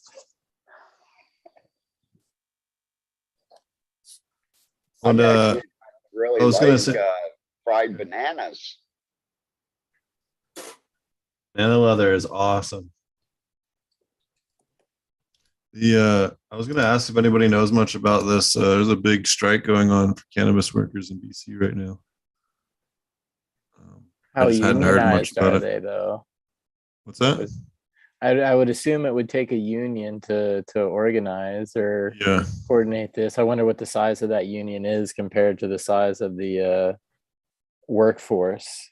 Well, it's all the distribution centers. So in Canada, everything has to go through the government distribution centers. So they can't move anything in and out of the system. So they're the choke What point. do they See, want? More money? fuck a middleman. Yep. Middleman always fucks things up, man. Anyways, well, remember Nevada went through a similar issue and had to declare a state of emergency to change the laws. It was like pretty great to see state of emergency so they could get more weed into the stores, like from the grows. Like in what universe could anyone have predicted that shit? Like that's like something out of like a stoner comic book. That doesn't sound like something that actually happened, but it did. You know. Not only were we essential, we were declared a state of emergency when there wasn't enough. Well, it happened because it was that they had the what's it called? It was the liquor board was in charge of the distribution, and they're like, well, why are we going to help these guys succeed when they're direct competition? So they basically like hired 4 delivery trucks for the state of Nevada, which anyone with half a brain could have known that wasn't going to work, and that was the whole incident. Like it was just ridiculous. They had spent like no preparation time or resources that they were given, so it was just ridiculous. That was the reason why that happened. I thought that was strange. Yeah, there hasn't been a state of emergency with me in a long time. Thank God, and knock on wood. There's cannabis was linked to lower risk of urological cancers, which was pretty cool this week in the science news. It's good to see a reduction in bladder and prostate cancer. Another reason to smoke weed. Always a good one. Especially if you're like me and have it in the family. Yeah, me too. But you know, most men over 80 or 85, it's like 50% of men have prostate cancer of some form. So it's just it is what it is. What was it here? There's a couple other things. The California passed a thing today, or there will I think he signed it today after it passed. But basically, it makes it a huge issue for companies that want to harass employees for smoking cannabis off of work hours, as long as they're not in a job that meets the handful of criteria that they made an exception for that. So definitely a big step in the right direction. Certainly the first legislative thing to kind of move in that direction as well. I've got to move in the exit direction. I'm sorry, guys. No, you're good, man. Still Peace, Chad. still a few Peace. things to do, but yeah, thanks again for letting me in and let me hang out and chill with you guys, rap with you guys. Same bat time, same bat channel next week. Oh yeah, and we were on earlier over on FCP for Brandon Rust had a whole thing earlier, which was super cool. So check that out as well. Yeah, that was good. That was fun. That's where most of my afternoon went, though. So Yeah, me too. Had a few things done in between and a couple more to wrap up before I hit the hay. But thank you again, guys. Peace And out, Chad. Yeah, I'll Good. see you next week, guys. We also Yeah, have the other thing I was going to mention real quick on the news side was the Supreme Court of Oklahoma is going to hear the case for the ballot. There's a dispute. Basically, the state took too damn long after the signatures were submitted for a ballot initiative for a couple of different cannabis measures, and it got ruled. It's going up to the Supreme Court of Oklahoma to kind of rule whether or not it's going to be on the ballot for November. So it's going to be interesting to see how that shakes out. Yeah, Oklahoma started tightening the They're trying. Yeah, they're trying, aren't they? You've been in Oklahoma a while now, right? Putin? Yep, since I came back from Africa. Yep. Yeah, Actually, I was out here before that too. They're starting to do quick, shady things behind your back, right? To like try and fuck over small growers. Mostly just the metric compliance. A lot of people not used to dealing with metric, but I mean, we still don't have plant counts. I can have as big a canopy as I want. And it's the same price. We don't get I can have 400 acres and you can have a small grow room and we're going to pay the same tax rate, which is also completely different than just about any other state. They don't punish you for being a big producer, which is interesting. But right now, I mean, it looks like there's going to be a measure to repeal metric here that it's going to be on the ballot. That one's not up for dispute. So Okay, if everyone votes for it, it's going to get repealed. So we'll see how that goes. very good. That's a good thing. Yeah, I hope that gets repealed. There's a class action lawsuit against Metric too right now. If your business has been negatively financially impacted by Metric, you can join it, and they're going after them. So nice to see the industry fighting back for once. It's not often we get a victory like that. Yeah, I had a really big victory last night at my birthday dinner. One of the guys I've been talking to came in and gave me a hat. And he goes, "Here, you're going to need this hat when you come out to the farm to start working."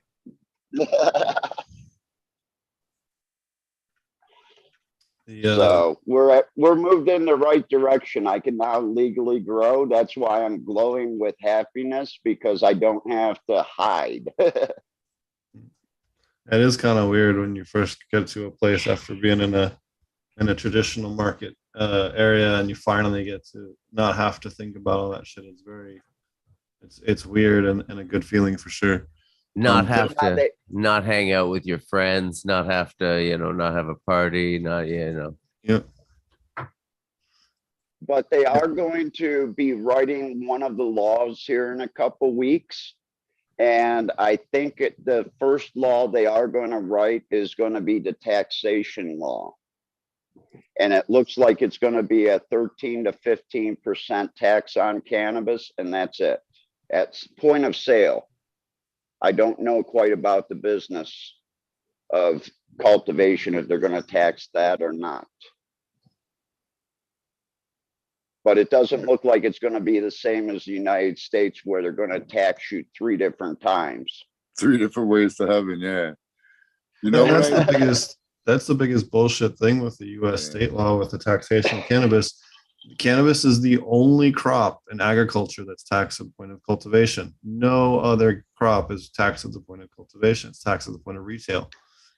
So a handful like alcohol producing stuff sometimes can also be taxed at a small rate when they transfer for processing, but even that's nowhere near as common. So it's just completely ridiculous that we're paying taxes just to grow the stuff. They got to stop with that. Yeah, and the one at the point of sale is usually 20% or plus in most plots, right? Yep. Yeah, no, and the new Fed laws are going to be crazy. So like they're going to start off. That's a good thing for the people that are in the black market, the free market. It helps keep things afloat, let them tax it, fuck it. But they're going to create basically a second boom to the legacy free people's market, because they're going from 10 to 25% taxation rate, and then what is it, 5 to 12.5% for medium and small producers, if I remember it correctly in the bill. So we did a whole episode actually on Growing with Fishes about breaking the bill down. You can check that out. I don't remember which one. I saw a story in New York. They had the U.S. Open, that tennis thing, and one of the players complained to the freaking line judge that he smelled marijuana like 3 times, and then he fucked up. Like they showed only a short clip, but he he fucked up like trying to serve. He didn't get the serve, and then he missed the point straight away right after that. Thought it was hilarious. He shouldn't have hit the bong before he went on the court. I don't understand what the problem was. Well, New York did someone put THC in his CBD. I know. I heard Oklahoma's even better, but you could smoke weed anywhere. You could smoke cigarettes in New York. Yeah, that's how Oklahoma is under the law. So in New York, you go walking through New York now, you just get whiffs of all different weed all the time. Yeah, it's everywhere. We actually have restaurants that are putting up signs now with the cannabis leaf with a red line going through it. Telling you're not allowed to smoke cannabis in the restaurant. Well, we're not allowed to smoke cigarettes in the restaurant either, but you can go right outside the door and do it. Because everybody has a pile of cigarettes out there, Yeah, but here we don't have doors. most of the shops, when they close up, they roll down the metal rolling gate. Okay. They legalized up here, and my town puts in a bylaw that you're only allowed to smoke in the privacy of your own home, unless you're medical. Well, then medical, you can smoke out in public. Yep, they can't stop. Another Good thing. reason to become medical. It's a good thing that all cannabis use is medical. Then Exactly. that was Dennis Peron's motto. I wanted to bring this up too because this is another one of these bullshit ass athletes getting denied a chance to compete because of stupid ass cannabis laws.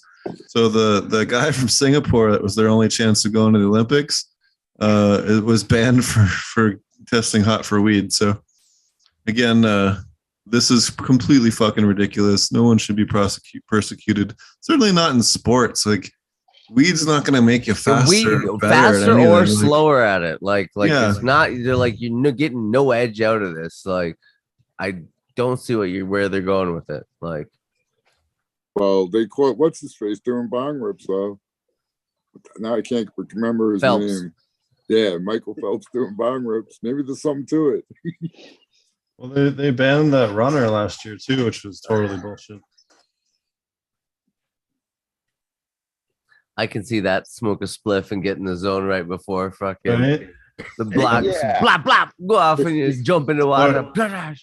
Or don't smoke the spliff, but put the spliff at the end the of edge. the run. Yeah, The man. motivation, Walk on the water just like Jesus, man. right? That's probably that then I can consider it an enhancer, but not beforehand. Yeah, you're right. You're right. It could work that way. I tell you what, I was a decent bowler, but I was a really locked on bowler when I was high. I can see it improving my bowling scores.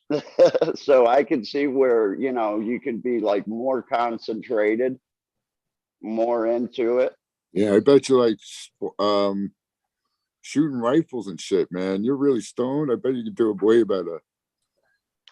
You get that tunnel vision and you're just like, so yeah.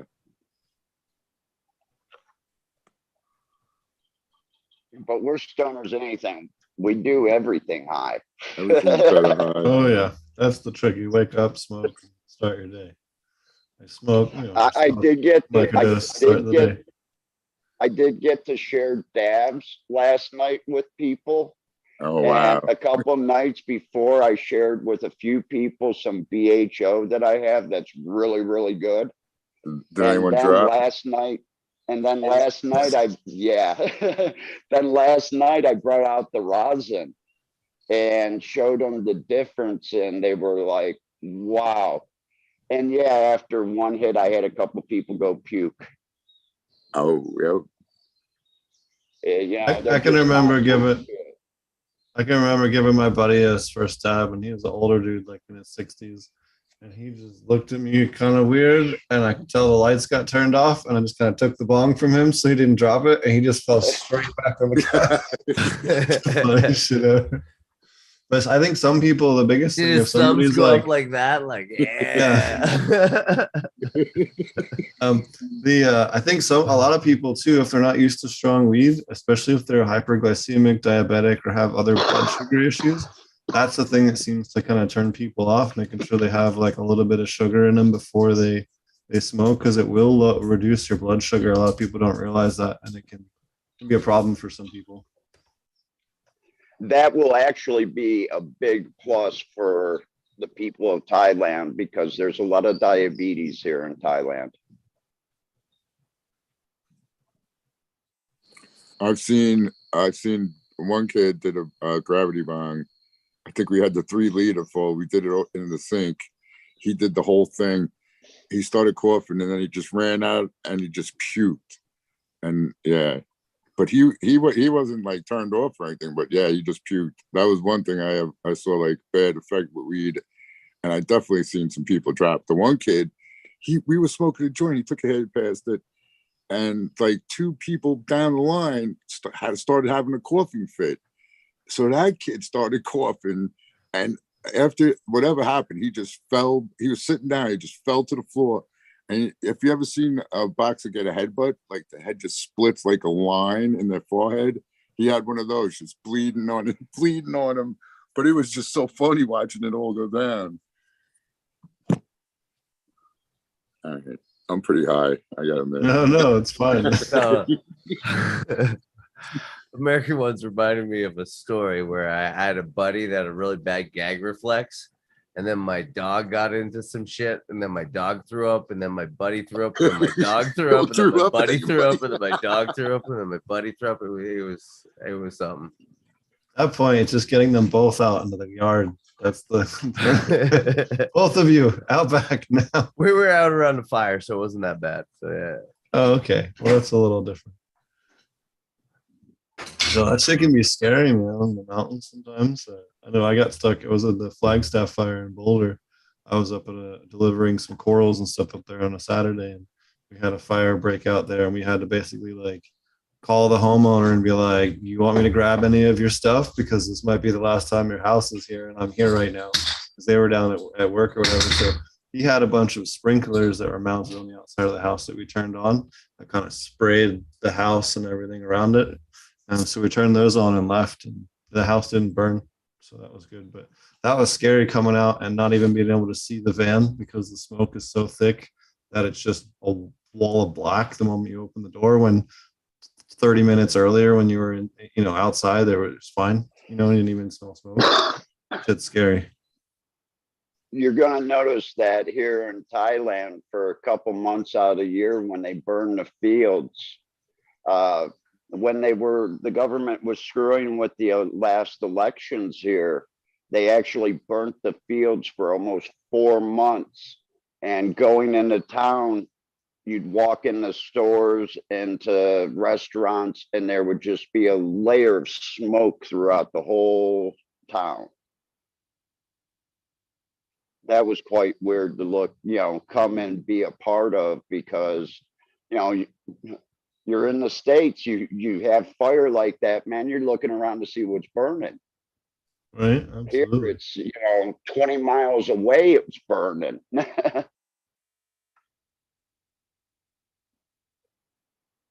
Certainly is unnerving, that's for sure. And, it looks like that fire in Humboldt's kind of getting under containment, which has been good. We talked about that previously on the show, I think. I don't know if it's this show or the other one, but that's a good sign that it's not really growing like we thought it could. So hopefully no more fires, but we'll see. I know we're certainly getting a way different weather pattern here in Oklahoma. It's been real humid and rainy in the last couple of weeks. It looks like for the foreseeable future, we're going to get that. So not great timing for the outdoor growers, but if you have a longer finishing plant, it certainly is good. So we need it. We're like 9 inches behind on rain. It's getting pretty dry. The other day, though, it thunderstormed from like noon until like 7 o'clock at night. Like movie style thundering and lightning the entire day because it was just parked on us. It was pretty cool. What anything else you guys? Go ahead. I could give you a couple inches of rain from what I drove through last night getting home. There you go. Anything else? Anybody's got anything else interesting going on? I was just on Matt Power's show. Check that out. He has a pretty cool podcast. We talked about a bunch of advanced aquaponics stuff. That was kind of cool. We want to probably get him on here one of these Wednesdays. We got a couple of people that are going to hop on. Jordan Rivers is going to pop on. We got some other cool people that are going to, Mr. Green Jeans, Mr. Green, the original Mr. Green. He's going to be joining us for one of these Wednesdays. So that'll be fun. So I've been working on trying to get it, try to have somebody fun each time, but we'll have, the regular bigger panel of people around and see how it goes. It's been a lot of fun. Yeah, man. I know this one we kind of got Thanks for having me on. And I'm sorry, Steve. No, go ahead. I'm sorry.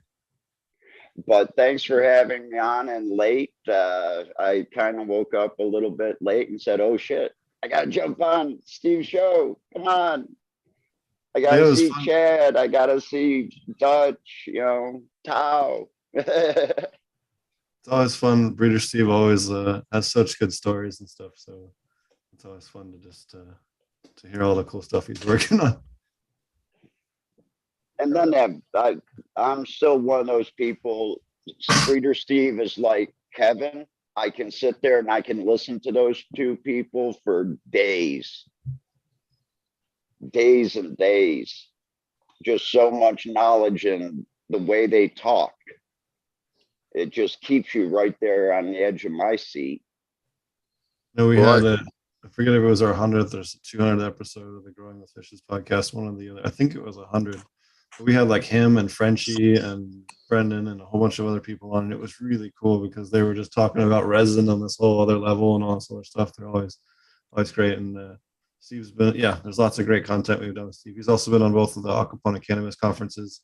We have the next one coming up at the end of November or beginning of November. So definitely check that out. We got a bunch of cool people. I've been working on the schedule for that and stuff to start making some flyers coming up here soon. So definitely check that out. And then, yeah. You know, I didn't realize he was an aquaponics dude from the get. Yep. So he was the very first one. In fact, I was going to pull that up and then I got sidetracked, but I'll pull it up here real quick. But he was from way back in overgrow.net. He was the very first person to ever write about aquaponic cannabis growing in any type of written form. I've looked and looked and looked. He's the first one. That's pretty impressive. And now you're going to be doing projects with him. Yep, that's so cool. Super cool. You know, that's what I was going to say with concerning Breeder Steve and Kevin Jodry. There's probably not too many people that saw more different strains of cannabis, you know, in their lifetime. I mean, definitely. If Breeder Steve is doing 1,000 seed hunts, so Breeder Steve's seeing a lot now. And Kevin Jodry, everybody brought him their shit so he could keep it and clone it for him and shit. So, I mean, there's people I don't know though, and Ponics probably seen a lot of different shit, different strains across the lands. Like, yeah, you got to kind of, if you weren't in California or in different parts of the world, but that's why I think Breeder Steve probably saw a shit ton. Oh yeah. In fact, here I actually finally found the link here. So this is the first post of anybody writing 1998, writing about aquaponic cannabis and Breeder Steve working on what it is very similar to like a rudimentary dual root zone setup, which is kind of cool. But he was the very first one way back when on Overgrow. Oh yeah, look at Vic Kai commented in there. Yeah, here you go. Breeder Steve's talks about his work with it and all that stuff in here, and yeah, that's good. Yeah, check it out. And this is posted over on the Reddit Aquaponic Chronic, so you can check that out. I have a bunch of cool articles and stuff over there. I posted over the years, this kind of stuff. That's very cool. That's very cool. I do not follow that Reddit. I need to follow that Reddit. Yeah, I looked at Reddit a couple times and I'm like, yeah, I don't think this is for me. Well, they turned into like absolute Nazis when people started to question the whatever you want to call it, that everyone the life jacket on everybody.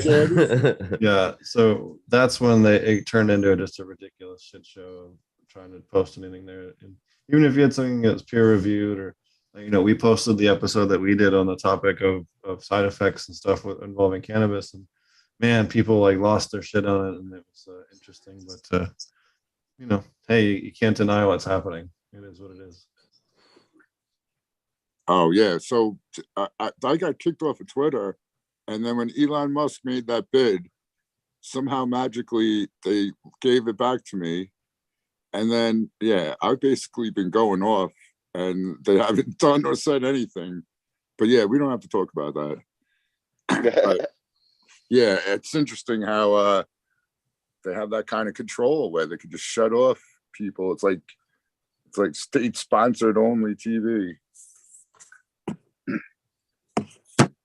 The US, they really want to get us onto a social credit score the way China does, but we'll see if they succeed or not. Oh, if you want to talk about this stuff, Steve, I won't shut the fuck up. WEF, dude. It's not. It's real. All that stuff is real. What Potent just Wait, said. you don't want to own nothing and be happy about it? And Joe Biden just made an announcement they're going to try and have some sort of digital currency by December. I mean, obviously, it's not going to replace our. Oh yes, because crypto has done so great this year. No, well, what yeah, kind of but crap is he that, smoking? I think that's as a fact of like that the normal man has his money in crypto and he needs his money now with the inflation what it's at, right? Like, so I think Right. that's why you see much more fluctuation in crypto market and people pulling it out because they actually need their money. It's not a bad idea. I mean, I think we should have an e-currency, but I don't think it should replace cash or any shit like that. right. That's what. But having that as an additional option is good. I mean, I think so, a lot of too. people don't know most of Africa operates on e-currencies. So like Zimbabwe is an app called EcoCash, and I can use EcoCash whether or not I have data on my phone or not. It'll work because it's used for transactions, and they get a flat rate of 2% taxation rate that goes to the government for any transaction on the platform. So you pay your buddy for lunch or dinner, or you buy a bag of weed from your buddy and you send them $20 or whatever, the government gets their 2%. They don't give a shit. So that it's kind of interesting. They don't care as much about transactions as they do As long as they get their cut. Yeah, Yeah. think about how much that adds up to. It's Exactly, Like so- the office. Right. So that could be an interesting way that it works. But I'm just telling you, a lot of other parts of the world operate with at least the e-currency as an option. And that's how it is in Zim, right? So like most of Zimbabwe, you have regular cash, which they call bond, is what the street name is. And then you can get EcoCash, which is like the digital currency, and then or USD, which is also accepted in most of the places there. So but I think a lot of the other parts of the world are adopting that kind of thing. And, the US should have some kind of option, but it certainly has a lot of downsides. You could end up with like Canada, where the government says that you're guilty of thought crimes. Therefore, they're going to freeze your bank account because of completely bullshit reasons that Captain Blackface tried to pass. So, dude, because you honked your horn. I can't understand how anyone, because I comment all over the place, and people, I don't know, maybe it's only his brother and his mother commenting that how great Trudeau is, dude. He is Fuck that guy. He's a puppet of Klaus. Klaus says it in the clip. Trudeau and over half his cabinet is with us. Yeah. Oh yeah. I'm afraid he's a total puppet. Now, if you continue down the line, I didn't know this, but the other guy that I just saw a clip of, the Netherlands guy, France, and some other country, they're all obeying the great Klaus and doing what the WEF wants. And what they're doing is no fertilizer for you, so no food for you.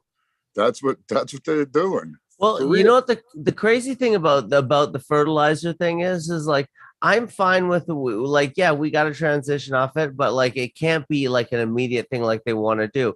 And like first off, start with your homeowners. Like that's the number one user of nitrogen in like North America. See, but like they don't want to do that because they'll piss off every homeowner.